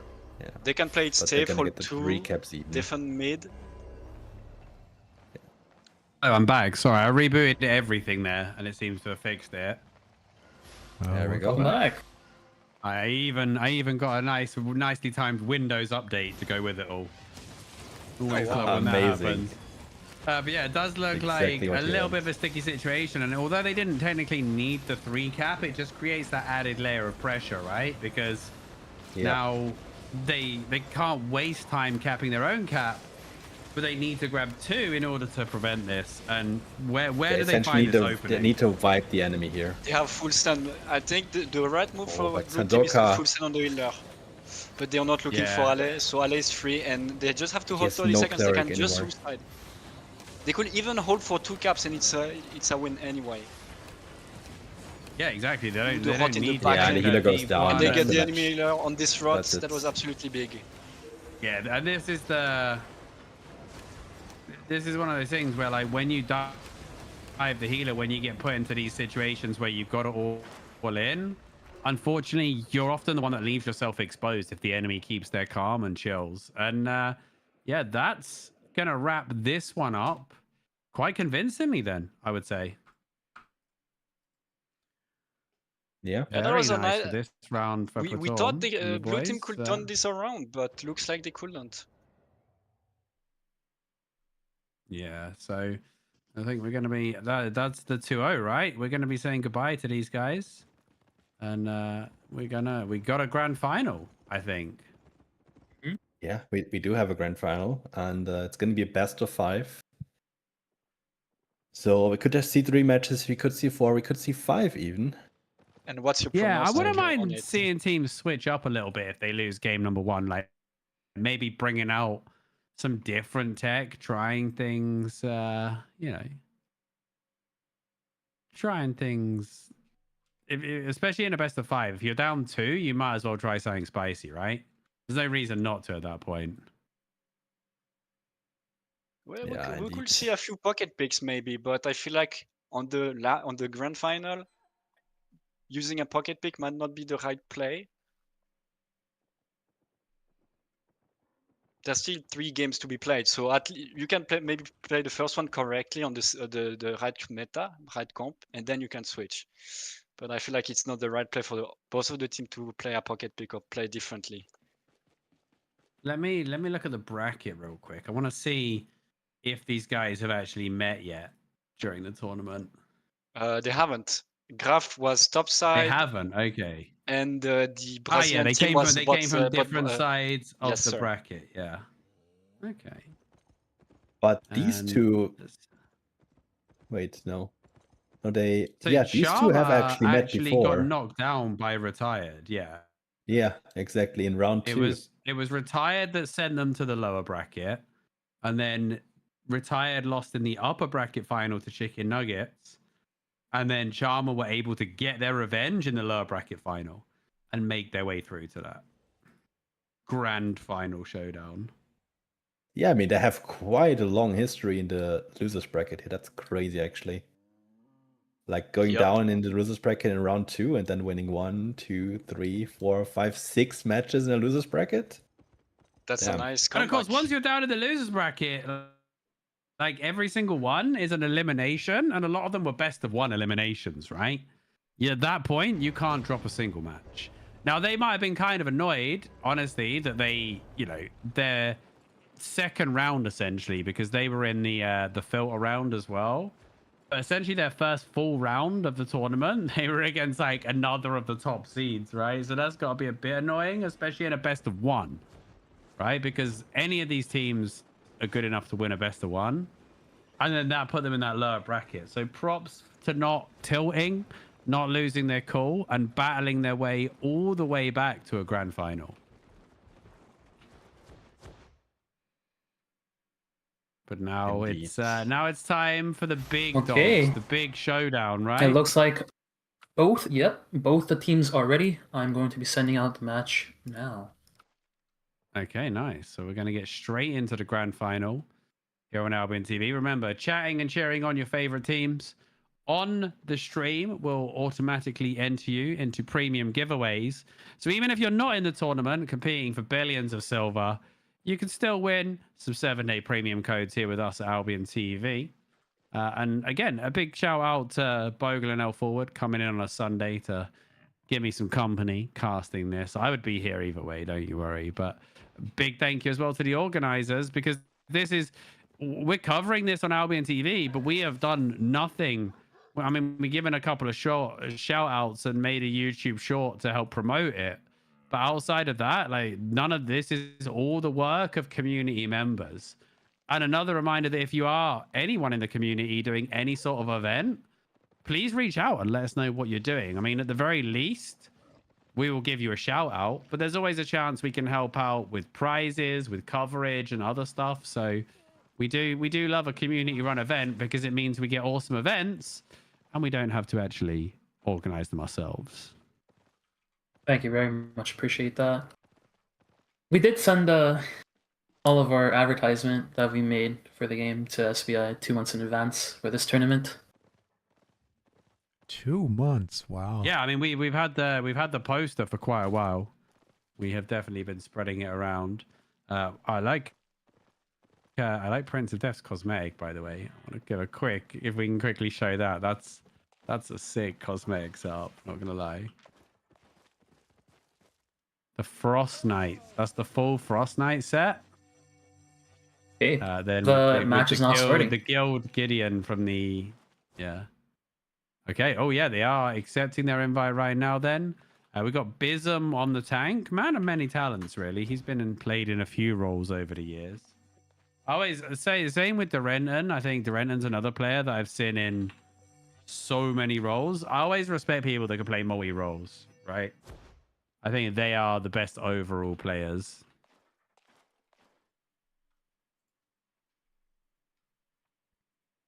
Here we go. All right, grand finals time then. You are watching Bism and the boys, aka Chicken Nuggets, against Shama, which is the team that we've watched 2 games in a row. We've seen them battling through that lower bracket. As we just talked about, they have got knocked down there very, very early. Ale de Bauer, 0i420, one of the top-rated corrupted players of all time back in the day. Up against a team full of all-stars from the 5v5 scene. Does look like a total mirror match here then. So identical setups on both teams pretty much. I'm just seeing if there's anything spicy here. Zero with the Royal Hood, but we have ascertained that he is running cleanse on it. So what can we expect to see here? What should we look for, and who do you favor here? Do you think there's the clear favorite in this one? I do think, yeah. In my opinion, it's because I lost to them twice in a row in finals in the Edition 1 and Edition 2. I think Graf is gonna take the 3-0. And we can look for the kidnap on the healer. They like also to turn a lot on front lane to bait the back laners and have them have Dust River Boots on both on the front laners. So Red Team has to be careful on that and declump on front. Yeah, get that double into the Hellfire pot. You get locked down for ages. Bism actually, Ali quick on the buttons there with the dodge, but it does look like the Chicken Nugget guys in game number 1. They've grabbed that early center cap and are controlling the pace of the game right now.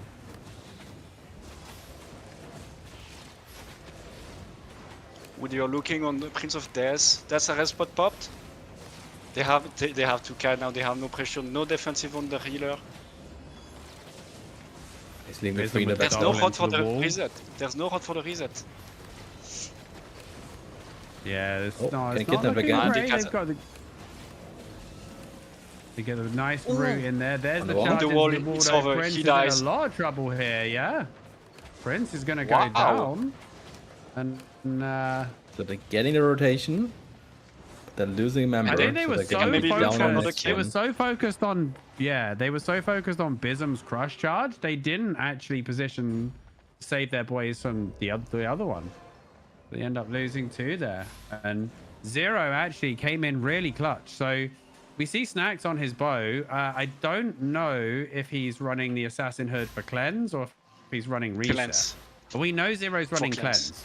So when they got double crushed into the wall, Zero was actually able to insta cleanse them both out, and that meant they were able to play off their own crush and secure the kill. That was a really good turning point there. Despite losing the actual rotation, they do grab the 2 kills, and now they have that 3 cap control. They won't. It's very unlikely they'll play for the 3 cap unless they're feeling super confident. Although look at the position right now, Praetorm.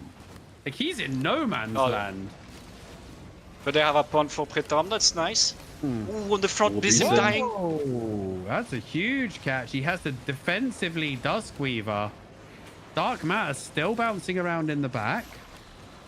But I think now they're probably not going to look to contest this. Yeah, Praetorm Beeson got actually a used full both his reset blades. inside the Duty armor, so he's back. No, he's still quite going to healthy. play on this.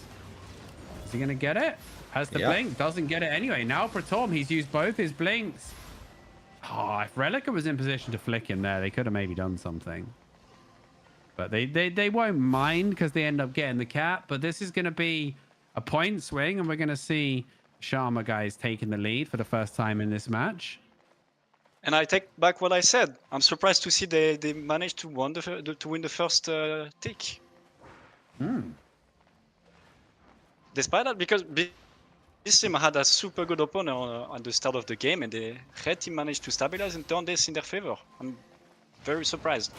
Yeah, and I mean, when they pushed down for that 3 cap contest as well, they nearly killed Bism there. They were like 1 or 2 clicks away from killing Bism. So it doesn't look like it's going to be a one-sided affair by any stretch. And that's all we can hope for is a good competitive grand final at any level, right? No one wants to see a 3-game stomp. So the closer, the better. The best match of Albion ever played is the grand finals of CLC #1. That's still on our YouTube somewhere, I believe. But that is hands down the best 5v5 ever played. I think it's on the official Albion Online channel, even not on the AlbionTV even. It might be, yeah. That one went 5 matches and it went down to like 3 points as well. And this is back when it was full loot. It included a naked guy having to grab gear off the floor to keep fighting in like a clutch match. It's like 5 years ago, and Prince of Death dies. Again, I feel like this team and his team are not respecting, and they are overextending. There is nothing on Prince of Death, and they had just to cat, and they just stayed. Graf's dead as well. He's gonna spend an extra res pot, and yeah. Red team is playing this perfectly right now. This is a really nice timing to get these kills as well, because this will be a 3 cap that's really hard to contest. Suddenly you rack up 40 on top of these caps. It's going to be 45 to 127. And as soon as you get down to like sub 50, it starts to get really sketchy because you lose 1 fight and it's all over. And they know this. And the Chicken Nuggets are actually trying to stop this 3rd cap. And Graf's already making moves to the south. Okay, they were trying to draw enough attention that Graf can grab this cap, but Helsing doesn't get the curse. It's important that he lands that curse because it prevents the cap. Or at least forces out the Guardian help. It's a bit sketchy here for the red curse. No boots, he has to go all the way around maybe. He does have double boots, right? So he doesn't want to use them early until he absolutely has to. But Ali's getting full dove right now through. Ooh, nice boot from I Love Albion. That's a nice Duskweaver boots on the wall. Praetorm though, he's miles from his healer now. He has to go the other way. He's going to dip out the back. Wow, Pretom is left behind. Yeah, he's going to make it. And they managed to stabilize. No one dies. Even Pretom can go the way around. That is impressive. They're absolutely giving up cap and position here. But with that 70-point cushion, they can play pretty comfortably, honestly. And this is maybe where, like, if I'm in the low ground, do I switch to Harpoon here? Do you think that's ever an option? Or is that lack of DPS output just too much? I would say lack of DPS, and if you do this, you have the advantage. I don't think you want to do this when you're behind and behind the choke as well. But Okay. You can play it, but if you miss Harpoon, you will lack damage, and it's like one spell that is down, so you're gonna be probably useless unless you set it up with it's gonna be 2 spells, because really you need to use Blink and Harpoon, right? Like, you have to use Blink tech for the Harpoon to actually be good, which means you don't have boots either. So it works well in Hellgates, because if you kill one person, you probably just win the Hellgate, right? But in here, with the respawns and the kiting, it's not so good. You can play it differently, so you can kidnap with Fling, and then once they boot out, you can Harpoon once they don't have boots. That can be interesting, but I feel like it's way too much coin flip, you know? You rely too much on Harpoon, and if you miss it, then it's over for you. Yeah, for sure, for sure. Because I mean, Harpoon was the reason that Glaive started coming into the meta. Oh, Relic goes down. Dropped, and I think. I mean, but they get a rotation. Can he start? They do, but that's still probably going to be game here, because Bism maybe pays with his life. And yeah, I mean, I don't see him getting out of this. Once that pawn expires, he's also rock coolered. Is there a GG? And if there was, it's gone. Draft die, Bism dies. Draft also down. Oh wow. So, importantly though, they can't win on a 2-cap still. So they can't just sit high ground and defend for 100 seconds. They do win on a 3-cap though, and I kind of expect them to play into it, right? You don't care if you lose 1 or 2 guys if you win the match. With this sort of cushion, they maybe go a bit more aggressive, or do they play it super safe? I don't know here. I feel like that 80 seconds is quite a long time. But ideally they should have kited and let BC die, so they just have 1 death, and instead Graf died as well. And they can't take it now. They're gonna interrupt. They have to full send, or like maybe force a mistake on their healer. Oh, when we see the fling on Ale. Ale is so far behind. He has to go all the way around. Oh, that's rock coolers. The two rock coolers spraying each other in the face there.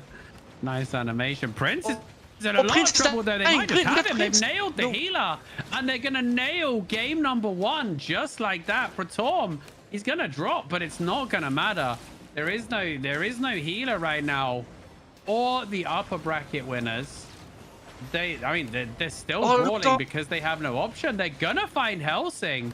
Now it's all on 0 to deliver the damage, but we know this man can put out the damage. We know that they only need like 1 kill to get themselves into the 1-point position. Obviously, they're going to go for the interrupt. 10 seconds. Ali's even going to use the boots to fight it. They got it. Mid cap is next. Can they stop the mid? They can, and they find Relica as well. And that is going to be GG. Wow.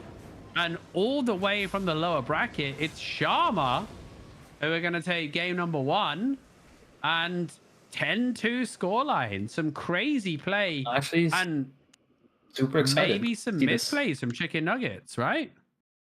Sorry? Yeah. Wow, that's a great game 1. Oh, but it's a way quicker game 1 than I expected. Maybe this goes like, I really respect that stand. Wasn't expecting that outcome, and it looks like BSM and his team were just not playing their game. They was just falling behind so quickly and trying to force plays and just dying in 2 rotations. I think into game 2 they have to look for their plays that they do at the opponent on the front lane, control more front lane, and maybe send it less, because we see they try to force it and POD just dies in 2 rotation. They have to play it slower, I think. Yeah, just you see them like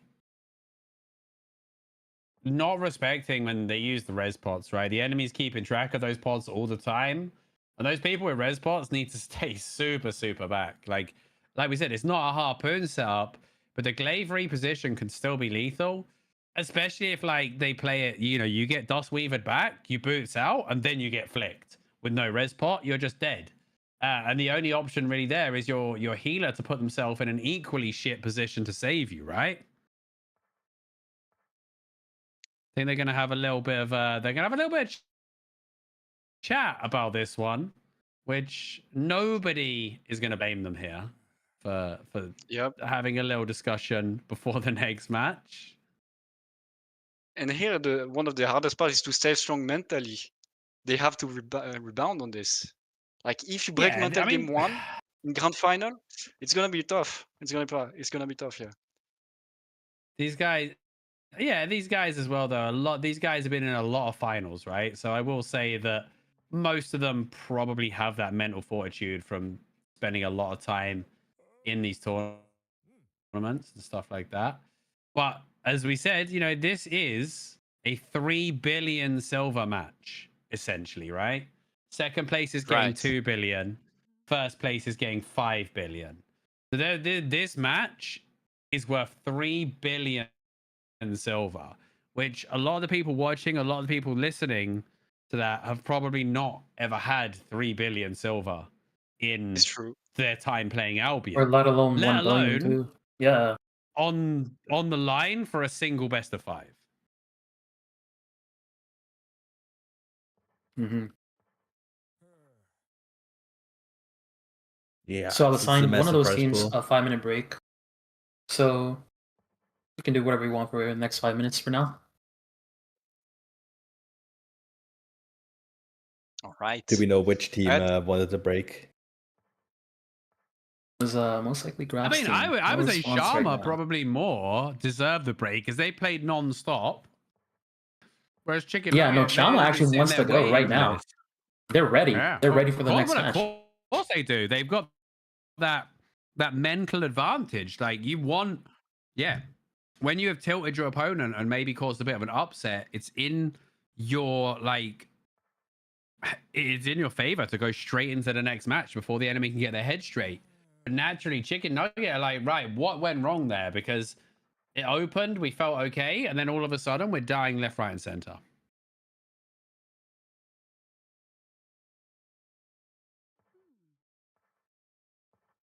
I feel so bad. I was waiting for the Brazilian team, and I said they were going to lose.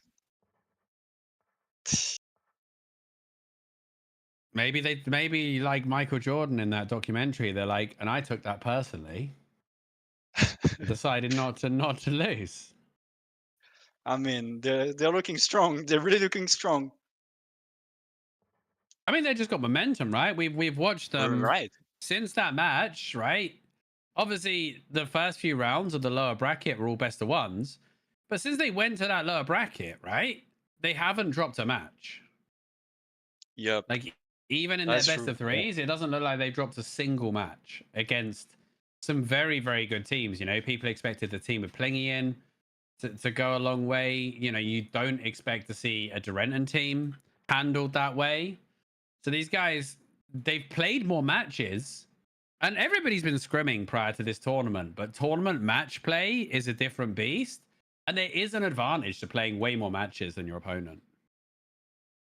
And they had great momentum. And if you want to know, before we started to play, before the start of tournament today, we warmed up against this team. We shouldn't have done this. I think it was a mistake. But yeah, they're looking strong, good momentum, and was not expecting this, but I'm happy to see that it's close games now. Yeah, I'm hoping it doesn't go 3-0, right? But if the Chicken Nuggets don't find something different to do, it is going to be a 3-0. You can't do the same there and expect it. Well, I don't think there'll be any changes to the builds, like the core setup. There might be some small changes to the tech or whatever. But yeah, they're fast learners. They might improve a lot in between. That's maybe why they ask for the break. But I expect them to come up with a different game plan, different style, and maybe they might win. They have to look more to Zero. Zero was free casting on the backlane, enemy backlane, so they have to control more Zero without overextending. Because we see they try to overextend without controlling Zero, and then POD was just dead in a few seconds. And he's one of the most lethal players, Zero, as well. Like he's very, very good mechanically. I believe he also has a very low ping to the US servers. Yes. So, and that definitely weighs in his favor, especially on a bow player. You know, being able to time those autos perfectly, time all the different frames of the animation, the standpoints and stuff like that. The lower your ping, like the more you can do it. And it sounds like these silly little things, but someone on low ping with good auto attack mechanics, right? If they shoot 12 arrows for every 10 that you shoot, they're going to have way bigger numbers at the end. And I didn't actually see the damage numbers. I wish I'd checked out the damage numbers between Snacks and Zero there. I think they were pretty similar across the board. Weave it, like the difference between a spear with good weaving mechanics and a spear that's just clicking buttons is huge in terms of damage. Like that's a very important one. I am sending now the second match. Okay.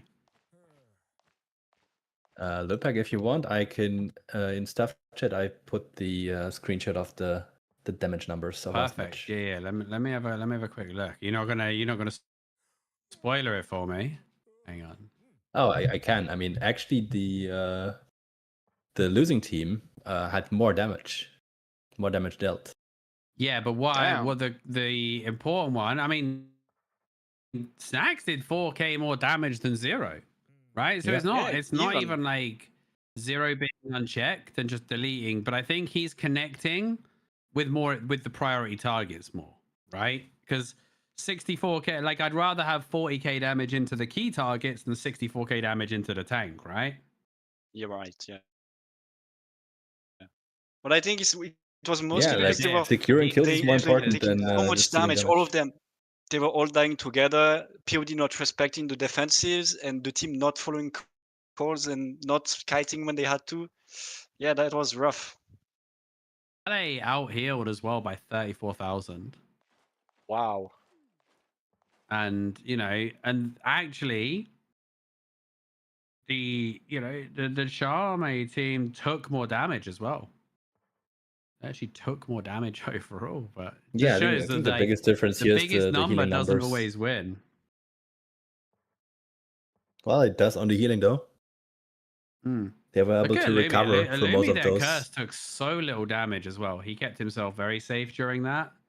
And yeah, the difference is a lot more went into Praetorm than into Relica, right? So that the plate armor wasn't getting focused as much, and right, the match has started. Praetorm was able to soak a lot more damage on that plate. You want to see that 45k on your plate users, because they've got not only the higher armor class to soak it, but they also have those frontline defensives. So they got the Judy armor, they got stuff like that to help them protect. All right, they're in for game number 2. Then it is currently 1-0 in favor of Chicken Nugget, and we'll see. In favor of Sharma, not Chicken Nugget. We thought it would be Chicken Nugget, but no. All of the analyst predictions were incorrect. Now let's see if A, they're going to change anything, or B, they're gonna find a different way to play this that comes out on top. I wonder if there's going to be any tilt though. You hope not, but it can definitely happen. Especially the top players also tend to have pressure. Ego, right? That's fair to say. Maybe not ego, but like even though you're a top player with experience, sometimes you can crash out easily. Like you're supposed to go in finals easily 3-0, and then the other team is putting up a fight, and that's a big opponent for Bissim again. Nice Judy, they can step up. Yeah, I mean he pretty much used everything. Ale just deleted there, nearly goes down. Guardian gonna keep him alive, but it's gonna cost them 0, who does get left behind. I honestly thought Bism had used a bit too much on the opener. No, that was absolutely perfect. Because he did all that setup for that first crush charge, and then they immediately cleansed out of it, and I was like, okay. But they made the mistake. They let him get the full meditate off. That was the problem. So he got everything back very quickly. We're already seeing something different here. A lot more explosive play then.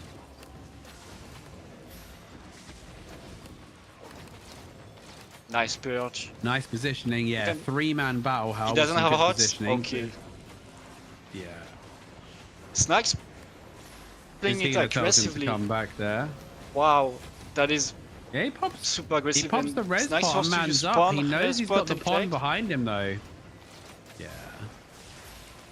It's actually not so bad. I They have honestly- pressure now. I Wow, don't mind Snacks the plays res pot very and well. trade. Yeah, but he was looking very dangerous and overextended. I mean, it's a question of communication with your healer. If your healer tells you you've still got pawn, you've still got Graveguard, right? And you think you can get the value out of the res pot and man up. The issue now is he probably has to stick to the high ground, right? He's got no res pot for quite a while. Right. He's gonna have to Well, chill a little they're bit. stepping down. Yeah, Bism. He's out alone with no hops Wow. once again. This is a real awkward one. Again, having to use that crush charge to get back.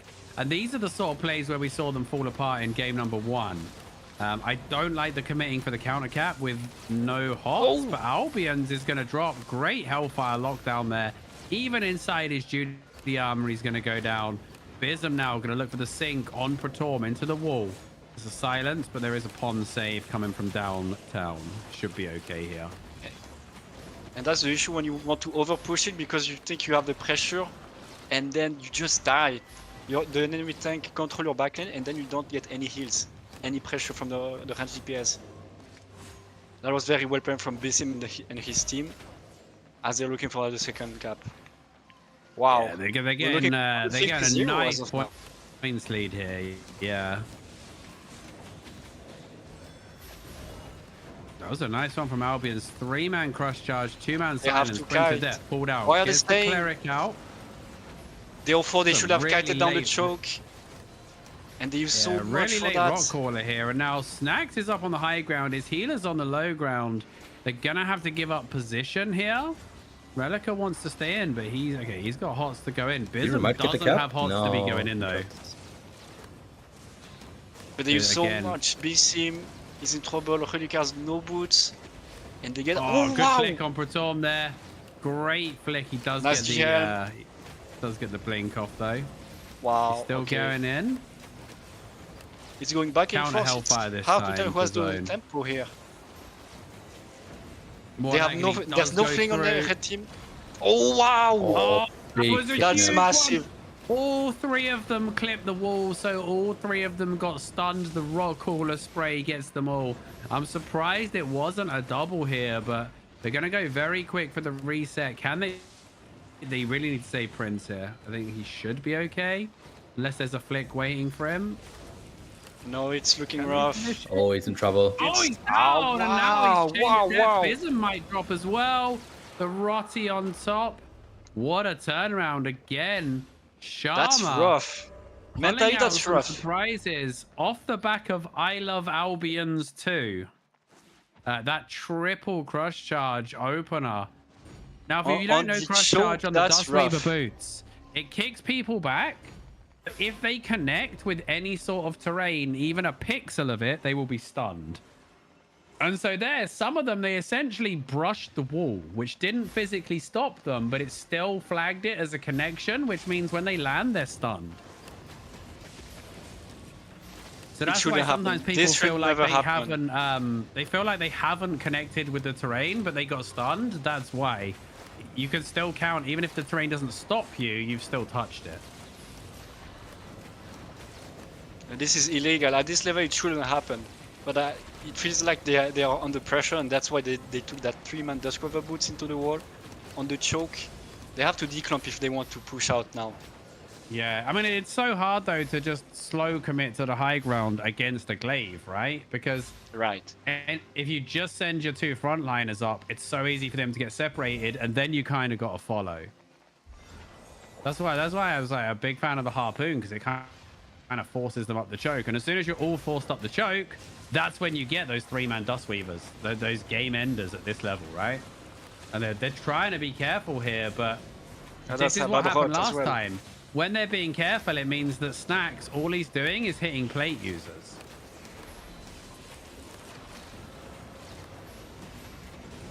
We were seeing 2 bad roads in a row. They have to be careful with that. There's so many stacks on both teams. I think both teams will be happy for a reset here. Bism even just kicking them away so they can stabilize. You just can't play. You can't push when half of your team is already 4 stacked as well. Yeah. Relica goes for the blink in, interrupt. Zero constantly clicking that cap for the pressure. Now he's already used his blink. And there's no thing they have He's to in push. a horrible spot. Is there any save? They're going to full send it. They want Ale. They go for the flick. He has Pond, but it's going to expire. That's big on the wall. 3-man cross charge. No cleanse in sight. They all die. Hellfire comes Hitting's down. dying. They're going to save Ale, but Pritalm is going to go down. Albion's is going to Ali's go down. Surely. Ale even does go down. This is a disaster. And it's going to be a 3 cap. They're going to grab Helsing, I'm sure, as well. So 4 kills, bagging themselves 24 points and setting up for another 40 on the 3 cap. This one just got very spicy. Yes, and that's what we need to see from them. They use fling on Relica, and so the blue team has to step up. They know there's no fling, so they can step up on enemy heal and punish him, and that's what they did. And luckily they won. So that's what they have to do. If you use the fling on one of the melee, the whole backline is allowed to step up, and that's what you need to look. That's bad. With the 2-man separate there, just trying to cause a little bit of pressure. Really early rock caller though. Kind of rock call it into nothing for Graf there. Very uncharacteristic. Helsing's going to break away though, looking for the cap, and yeah, not interrupting these meditates as well. I think you can take a lot of that. Oh, that arrow was in flight from Snacks.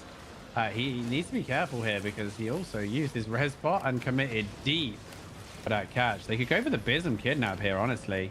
But it's going to be on to Prince. Prince, he's got the cleric. No purge just yet. Rock Cooler used defensively, but so much momentum against Chicken Nugget right now. Charme, they sense it. 2-man into the wall. Looking for Bism. He's going to try and cut Kite to that ruthless nature, just clipping him. Yo, look, Zero dying in the back lane. Oh my god, Zero dies! And they get the kill. Snacks goes in for the outplay. And that's what happened. We don't pressure the bow. Bow is free to step up and just kill the enemy back lane. The outplay. And that's a big purge. That's a 4-man purge, and they have to push now. Yeah. There we go. This is what I'm talking about. That tech switch for the caps. Yes, sir. This is, and it's just, was he an Ironclad or Quarterstaff? Ironclad. Yeah, he's just on the Ironclad to control. Yeah.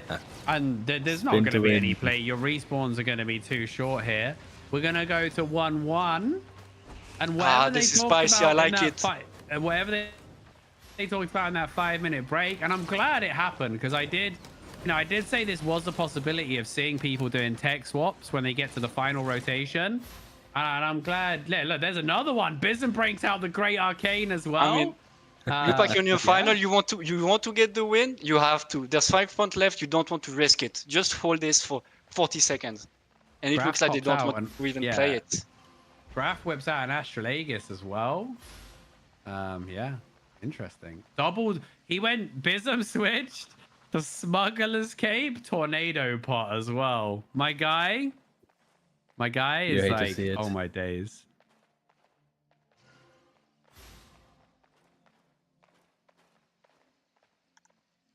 That's some nasty tech. And yeah, so we're going to 1-1. We're going to get at least 4 games in the grand final. And I think it should go to 5 games, right? Because then they're earning $1 billion per game played. 5 billion, 5 games, that seems fair. Once again, this time Prince of Death took those healing comments personally, went for the out heal, but Snacks, not only did he go top damage, but there was like multiple outplays, right? There was a lot of stepped up. There was a lot of like super value tempo maneuvers. You know, he's like, right, I've got a full quiver here. I've got position. I'm just gonna res pot and dump, and I'm gonna trust that my healer's got my back when it ends. And those openings created so much pressure, and in multiple occasions, they created the kills as well. It's so important as a range DPS to see, especially when you're bow. You see the other range is being focused, your tank is being focused, your healer is being focused. You have cleric, you can step in, and we see that Zero just died because Snacks was free hitting him. Like nobody was hitting Snacks, and he stepped up at the right tempo, right moment, and they just died and lose all the tempo, and they lose the fight on this. they're playing super well right now. Their vision, the vision of the game is absolutely incredible. Yeah, we'll have to see what they change here, what they pull out, but and this is anybody's right now, because it's not like in both games they they definitely swung, but no team got like 0 kills. Every single match we've seen teams getting lots of kills. So I have the third match set up, sending it out. oh blimey, they're going straight. Okay, so no team talks, no analysis. Let's just get it. Both teams are just ready to duke it out. Yeah. Okay.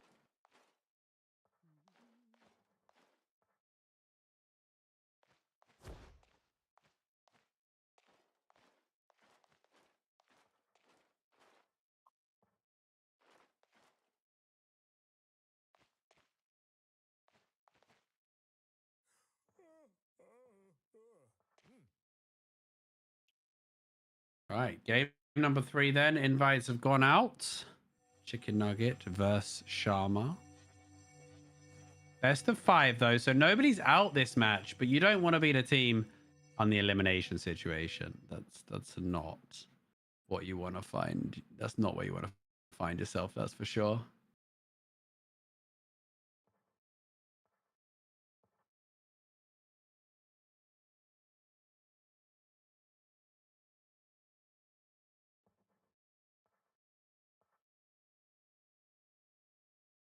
And this is a best of 5, right? So this is they going in? This is not over after this. Yeah. No, there will be another match after this, no matter what. But one of the teams are going to be facing elimination or facing that second place consolation prize of a mere, a mere 2 billion silver. I mean, might as well just give up at that point. Poverty money, right, guys? Only 2 billion. Right. That's only like 400 million per person. I mean, here on NA, like, oh, it's crazy. That would only buy them like a year and a half of premium. Only. I want to see some spicy openers as well. I want to see some like look at this. He has really good openers. Yeah, or a 005 just full send behind him kind of thing. I don't know, something. And he does it again. I mean, he baits it on the healer. He procs his cape and then comes back on the front lane. That clumps every time, and they didn't pay attention to this. The thing is like usually as well, you wouldn't, if you're not running Smuggler Cape, you wouldn't want to throw your Hellfire there. But he knows that he got both the frontliners. He knows that neither of them have cleanse and that no one else can get in there to cleanse them. So he just throws that super early Hellfire, and that instantly gives them that little bit extra. Like, he doesn't even throw it for the anti-heal at that point, right? He's throwing there's extra value on this. They know they can kill. They have rods, they have the burst. They can just kill on this.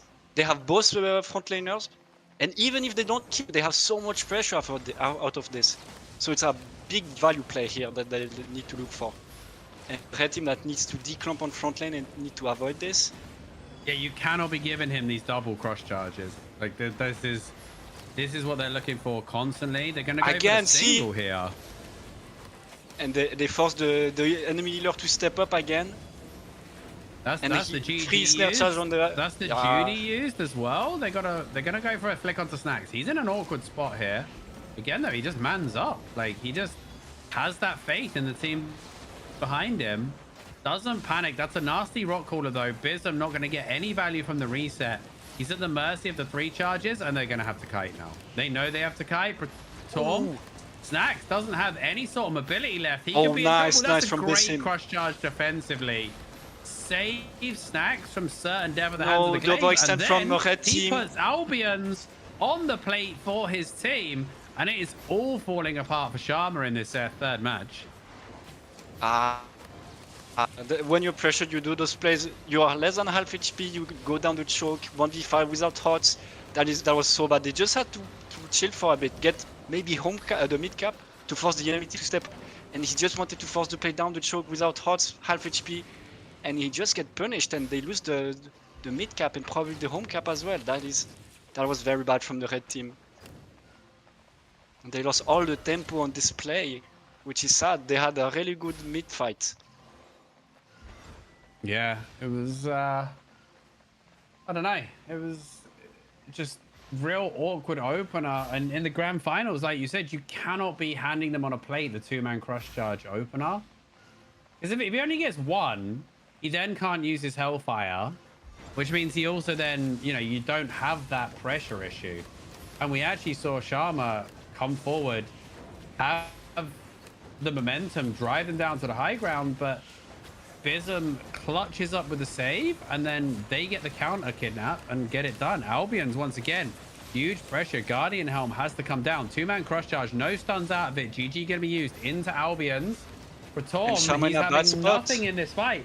He's stuck at the back because his healer had to commit. He's waiting for heals, and now they're just gonna get run over. They do get a crush charge of their own, but they grab one of the cleanses. Bism with another kidnap onto Albion's. There's the Hellfire. Pon just in time, but he's not going to escape. They even rock him out of his snare charge and take him down. That was nasty. Now, I don't know if he was just going for the value anyway, or he got the read on the snare charge, but if he read that, that was sick. That was a disgusting Maybe both, play. maybe both, but it was a sick play anyway. And the trick happens as well here. Yeah, it's looking rough. 49 to 61 already. I would say if blue team wins this, it's going to be a 3-1. They will not recover mentally from this loss. And Graf has to go all the way around. Oh my god. Playing 4v5 and still holding That's mid. a 44 because Helsing was capping.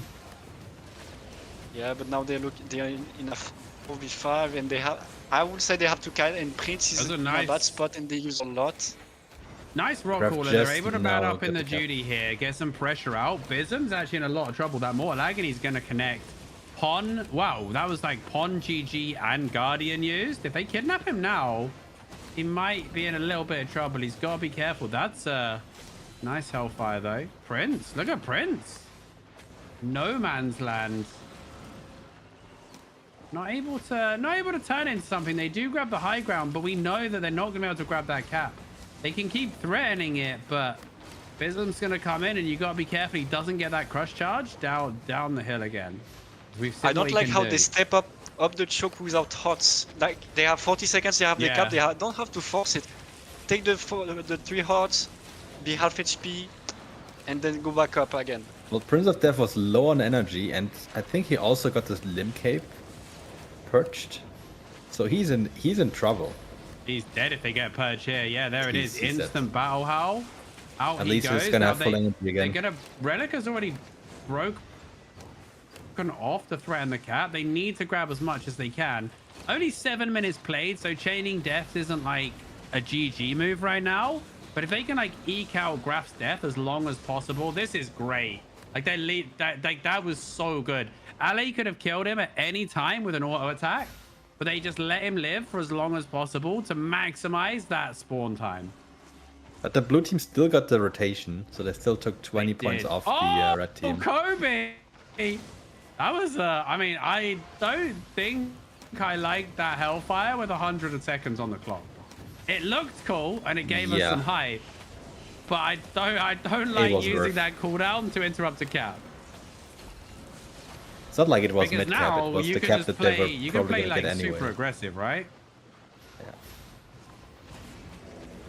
Yeah. Red team's just gonna pressure them at this choke here. 4-man snare charge into 4-man battle howl. Relica. Oh, Relica. Is he gonna drop? Oh, he is. And now, you know, Bism. They're getting back capped though. They're getting back capped. Yeah, they're getting back capped.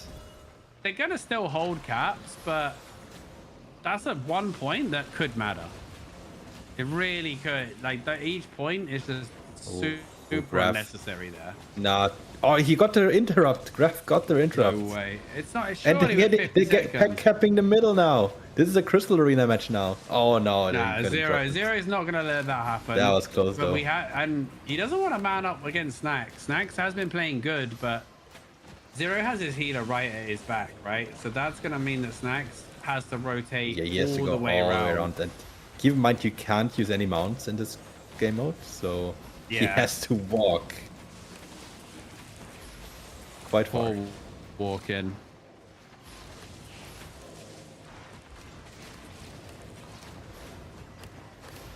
Blue team pushing up. Red team is quite they've low got already. so much momentum right now. Helsing, I mean, Helsing had to defensively rock cooler. He still gets taken out. And despite having a healer kill, right?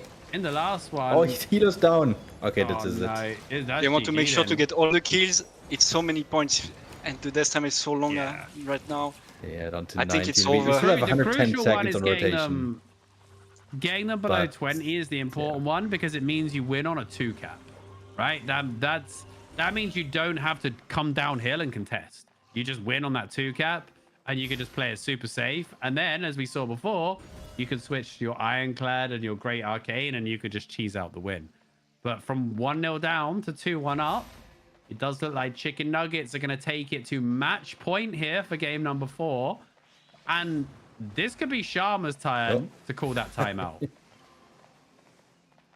Yeah, they switched to the Root Bound, they switched to Ironclad, the GA, Tornado Pods. He's also Counter Purity, by the way, for that long-range interrupt. Yeah. Every cheesy, like, they've really thought of, like, how can we be the most annoying possible, right? For this. They've teched double annoyance tank, a lot of to the shields. max. Wind wall, lots of shields you need to hold. Yeah. Oh my god. Triple plate, love it. I don't want to play into this. Graph is like, I'm not swapping anything. Tell me Graph like at least. Oh, he has a shield. He was not. He didn't even put armor pierce before, was he? No. You couldn't. You don't want to play Aegis there. Usually, you want to play. Mistcaller. I think he switches that as part of like the tech at the end. He also switches to Desecrate, it seems. Yeah. Just some additional CC.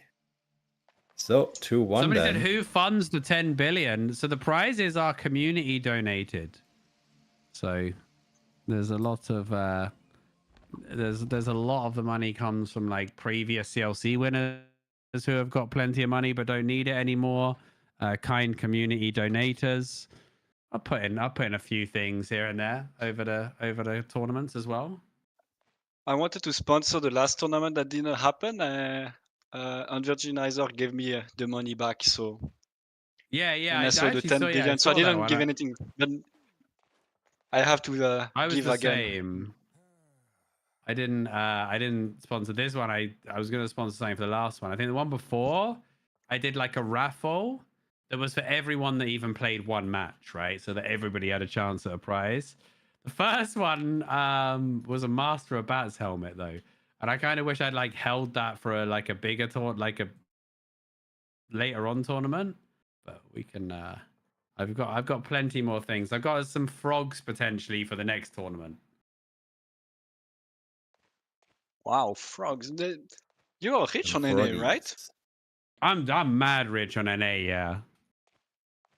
You had a mammoth business, right? From what I remember. Yeah. No? I'm kind of like, I was part of the reason they got so expensive. I'm not going to lie. No way. Yeah, I kind of like drip fed the economy for about a year and just slowly rose the price up. Yeah, the same thing is happening right now on all servers, I think. So, yeah. Yeah, I mean, now there's way more players as well. There's way more demand, but there's also the knock-on effect that they lowered the natural drop rate outside of Old White. So the naturally spawning tier 8 mammoths drop rate got completely smashed.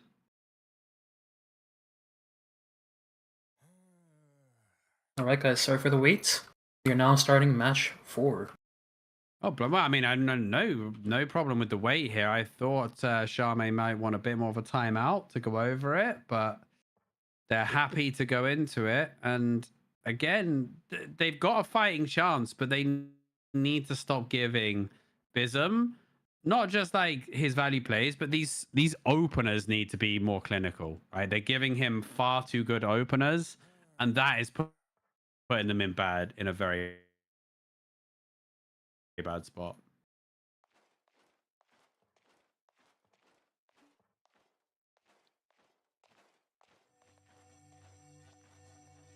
Doesn't look like any changes then. No. I also want to see the red team controlling a bit more snacks. I feel like snacks was an issue there for the red team, so they have to be careful about that.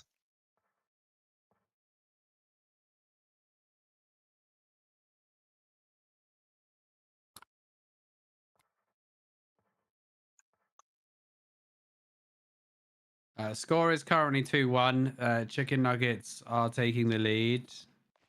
The other team, Charme, won the first match. Oh, But then 2 in a row for the Chicken Nugget guys, you know? A big comeback. Yeah, maybe someone's like, I saw a few were like, needed maybe to restock on food and pots. So you can only take what's in your inventory into these matches. But you don't lose your inventory or your gear. We used to have CLCs that were full loot. But the problem was you needed some serious funding to even play in it. So I think, like, usually at that level, you had the money said for at the it. start, like having an IP cap and even a pot cap basically lets everybody that wants to play without running silly money setups, right? Yeah. I mean, everyone's in 8-3. I think last time that or in the first tournament we hosted, they said they spent more than 100 million on just potions, 0.3. Oh yeah, we were spending so much. Yeah, it was wild. We screamed for 2 months. It's like I don't know, too much for that, you know. But we have money, so it's okay. Which is fine if you win, and then you have the money to do it next time. But it's a bit unrealistic for new teams. This is again Proclaim under a lot of pressure. He's going to be solo kidnapped. Wow. They are going to commit. There's still a GG though, but there's the rock caller right on time. He's going to hold the GG. Ale is in a bad spot. Into a really bad spot. He gets the dash out. The Mortal Agony. Can they finish him? No, they can't. He's going to stabilize. That was They have much, to catch. They can't stay. Better.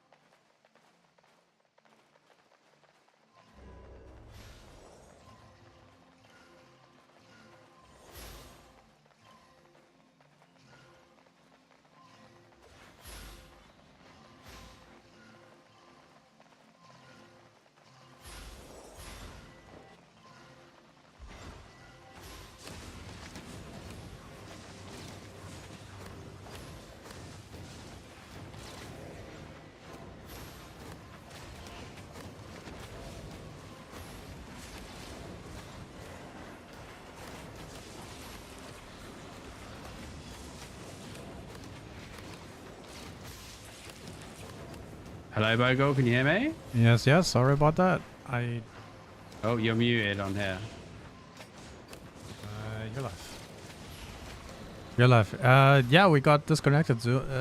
Discord shut us down. Banging casting right as we got disconnected. I'm gonna give these guys the Zoom link as well. Yeah, I think you can hear me now. I can hear Forward. I can hear everyone. So yeah, right. there we said time and time again, the difference here, only giving up those one-man kidnaps meant that they could not only stabilize, but twice they found the counter kills. Now, I don't think Charme have been as ruthless as they could have been potentially on those turns, but if they can keep playing like this, they can bring this to a game 5. Yeah, indeed. I've sent a link to the rest of the guys if they want to join us on the Zoom. Be more than welcome to have them. Oh, good pressure down on the blue team. They had to leave the choke. A lot of curse takes on them as well. Yeah, they got that opening rotation as well. They do have to recap now. Not having that bottom cap means that the chicken nuggets don't really have to over pressure to counter this cap, but they still, I mean, they can in theory just hold this into a 1 cap and score quite nice 20 points for free. Helsing. Oh my gosh, if he'd have gone down there, that would have been super painful. Big shield as well. But Relica, we've seen this before. The Grave Guard doesn't do a whole lot on Relica. They're going to lose Helsing, but can they find the trade? Again, that ruthless nature through the terrain. Prince of Death loves that corner. That's a huge rock caller as well. Ale's in big trouble. Bism with the 3-man crush charge. Only a stun onto 1. Pratormi's going to find snacks though. There's a trade, but this one's about to turn into an absolute bloodbath.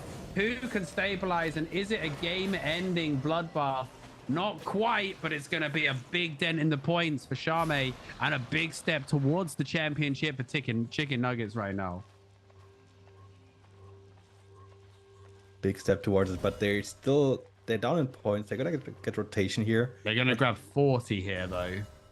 Yeah, but keep in mind they have to recap afterwards. The red team might. I think they're gonna have time to set up at least the 2. Like red team is still intent stabilizing, so there's no way they can test middle. And we do already have in position already. Yeah, we do already have a break off. So we're going to see the 2-1 cap, and I think Charme are going to get their own cap as well, rather than trying to force. Bism trying to stop the interrupt there. Does commit his boots, but by the time everything's back into action, he'll be fine, especially with that meditate. I'd like to see a bit more onus on interrupting the meditates. I mean, if only these guys are wishing that the multi-shot on the bow had the interrupt still. That would be very nice for them. It does have a lot of damage though. Graf's in a horrible spot right now. After that cleric ends, he does have the duty to hug. Yeah, nice duty. Bism is playing so well for his team. That's very important for them. Oh, they're thinking about backing out here. They don't like the momentum, and this is, this is not the play they want. They need to be sort of getting the control of that high ground, pushing them out, or at least dragging someone with them for a bit of kidnap pressure. We all want to see, we all want to see it go to 5 games, chat, but we can't control it. This will be hype as hell if it does go to 5. Zero being allowed a little bit of space on the choke. Bism looking for something. It's going to be the crush charge onto Pratorm. He does Hellfire, and they have the flick follow-up. He's in big trouble. No, he's going to get GG'd. Surely they got the GG for this man. No, and he stays alive. He has to run now. They have nothing. They use everything. Bism, no hots. You gotta be careful, dude. You got no hots. You don't play res pot. There's another thing. Wow. There's the GG for the save, but Pratorm. Why is Pratorm into him from Snacks? Ale's in no man's land. There's gonna be a flick any second from Relica as well. He can't quite get there because of the constant slow from the bow. But now it's going to be the healer. Down. Oh, this is going to be another. It's not going to be a 3 cap. It's only going to be a 2. But this next rotation is going to decide a lot. Yeah, they're going to have another setup. And I think this time they have the 3 cap set up for the next one. Oh, yeah, they have to. Which, if this one goes through, that's down to 5 points in a single kill. Yeah, I mean, I'd be surprised if they want to play low ground for the whole time. I think they just stick to their game plan. Play off 2 on the high ground, but they are posturing very aggressively here, which I mean, I think Charme could just rotate north here rather than force this fight should, in the yeah. open. That's a But bad opener. Oh my God. Bism is just in their face. the Harpoon. Who's on We the like harpoon? to see it, Lupac. The harpoon is back. Who's on it? I didn't see Pretam, who. Pretam is on it. Okay. They want to look for the aggressive play. They have to right now. It's almost over 80 seconds left on the tick. And they have 3 caps, so Pretam has to do something ballsy. Man, he's got to play the. What a dodge for Prince. He's got to play the cleric boost version though for the big hit now, man. They can just play it safe. It's okay if they lose 1 cap. Maybe they have so much pressure overall. They put him in a bad spot. No, Albion's again! Whoa! Oh, Bism. Survive. No, GG! GG. That last second GG! Oh my god. That's a bad harpoon from Pretam.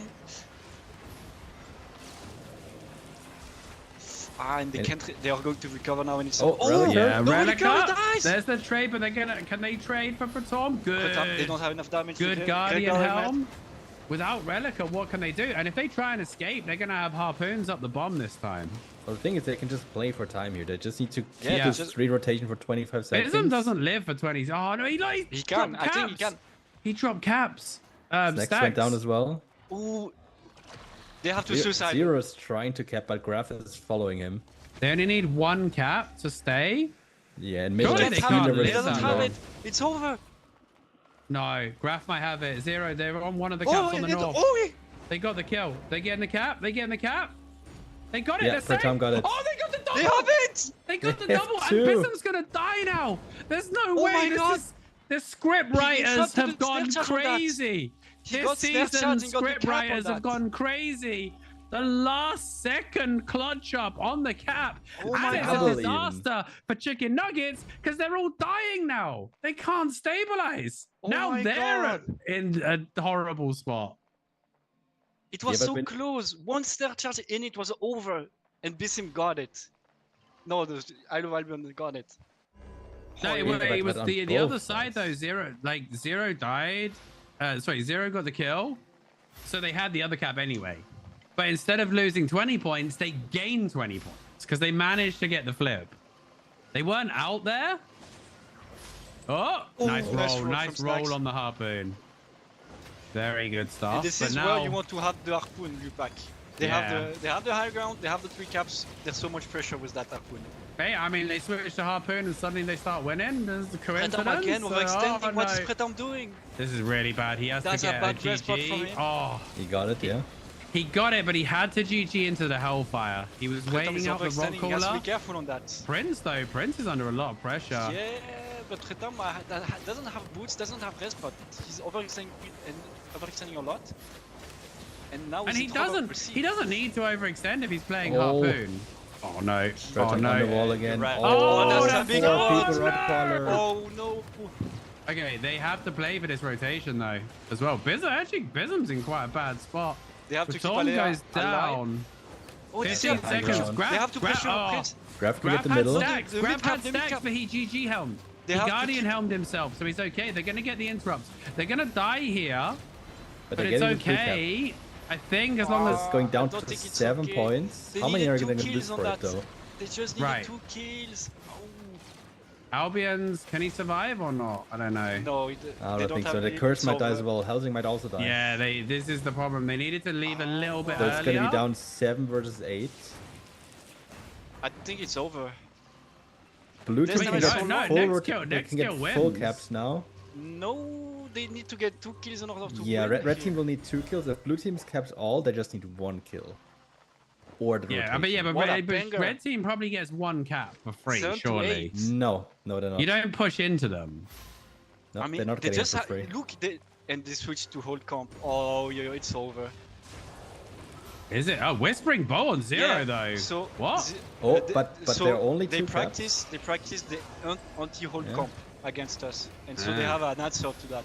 And we'll see if it Oh works. no, that they managed. Someone needed to keep them in combat. I think the Whispering Bow was to try and keep them in combat, you know? No, it's actually to burst them because they will try to burst. Otherwise, they cannot win that. They have Yeah. to burst someone. So get it's the just kills. a 50-second tank and hold comp. They're going to win it with some cheese tech right at the end. And They you know have what? 40 seconds to kill someone, basically. And Yeah. the fling that goes in the shield. They have nothing for 20 seconds Yeah, now. you can't display somebody with the arcane shield. Ah, that's It unlucky. still does damage as well. A lot of But with people pressure, forget that the arcane Q, they do get a harpoon onto Graph. Bism's going to sit on the cap and but protect, though. he Yeah, can look as long for as he the gets some bot heals cap. over the wall, it's going to be fine for him. It's Oh, 20 it's seconds. over. He's got Well, snacks actually, as It's well. done. Oh, Graf is going all the way for the 3 cap. He's just making sure that they have even more win conditions. Yeah. Yeah, and we Bism have is now it. between the caps. Yeah, this one is... Unless they can find 2 kills now, it's over. Chicken Nuggets, they nearly pulled off the comeback of all comebacks. But unfortunately, yeah, What a banger, unfortunately. though. That was a nice final. I mean, I was when they grabbed those last second caps, I thought like this is it. This is the moment. Everything flips on its head, and we get that 5-match series. Hello, hello. You can hear me, right? Yeah. Oh, Yes, mate, wow. we certainly can. That was what a That finish was that was. a match. Oh my. That was wow. Damn. A well-worthy final. GG again. I felt like the nerves were definitely like coming to everyone, right? Yeah. Man. And that again, the last couple of matches, those little tech switches at the end didn't really matter. This one, it absolutely sealed the tournament, right? That was the 5 billion silver, like great arcane switch. At that point, though, I really feel like they should have switched off Harpoon during the respawn. Like, if you know your win condition is a kill, I think you've got to put the damage out to secure that. I like the Whispering Bow change, but yeah, it was well played by both teams. I would have loved the Cinderella story of the lower bracket push, but you know, the best team won on the day, I would say.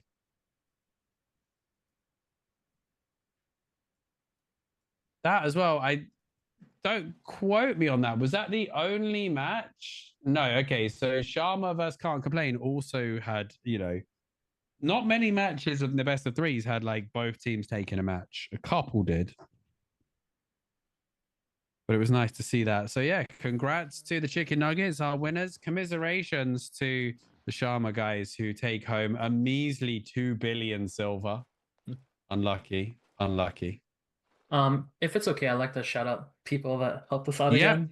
Yeah. Yeah, give it. Well, let's give a quick rundown of our winning team then, and then I'll let you talk about the tournament, talk about what's coming, and shout out all your guys if that's cool with you. Perfect. Yeah. So yeah, congratulations, of course, to our winners, Chicken Nuggets. They are, of course, Bism, Prince of Death, Relica, Graph, and Snacks. 5 very well-known players from the 5 scene, and 5 very deserving winners of this edition of the 5v5 community tournament. And I will pass you over to the wonderful Unvirginizer to tell you all about what goes into making these tournaments, thank a few people, and let you guys know what's in store. Take it away. Oh, sorry, my bad. I was muted. Thank you. I appreciate it. Yeah, no, a lot of background work goes into this. I really want to thank everyone from the bottom of my heart, like Slayaheda, Maxwell Poco, Vogel, Shozen, L Forward, Lupac, Arefa, King Jokers, J-Dove, Dr. Nobody, Gwynny, Blumenstrom, and Mostly Bread for helping us out as well. Yeah, I mean, these tournaments, they won't be possible if we don't have the backing of everyone. And not only that, but also the people that compete in these tournaments, right? So I like to, extend my thanks as well for all the teams that participated and played the games. As we saw, like this last game was like absolutely like mind-boggling, right? It was probably the most intense match I've ever seen in a very, very long time, right? And if we you guys thought it was over, yeah. Yeah, we really thought it was over, man. And if you guys want to see more of this, right, we would really like more of the community support and to keep us pushing forward. For next season, not fully planned out, but we do have something in the works, and it will be hosted on the European server. Oh, Yeah. nice. So I'm very excited to see that happening. But yeah, thank you once again, Lupac, and thank you again as well, Boo Boo. Like your casting was amazing as well. I mean, thanks to you. You're the goat, my friend. Nah, I'm just here to help. Again, the 10 billion silver prize pool was provided by Dr. Nobody once again, and you know, this guy loves the game so much that he's willing to spend money, right, to provide this big of a prize pool just for the community, right? Yeah, that's it. Thank you. There we go. Cheers, guys. All right, Bogle, what have we got? We got another week of actually not much Albion TV. Yeah. I mean, we're still on the break until the update, basically, or the start of the new season, which is next weekend. And then we'll be back with AlbionTV, but we will be covering the new update going live on Monday. Not next Monday, but the Monday after. So there will be regular schedule of AlbionTV when that happens.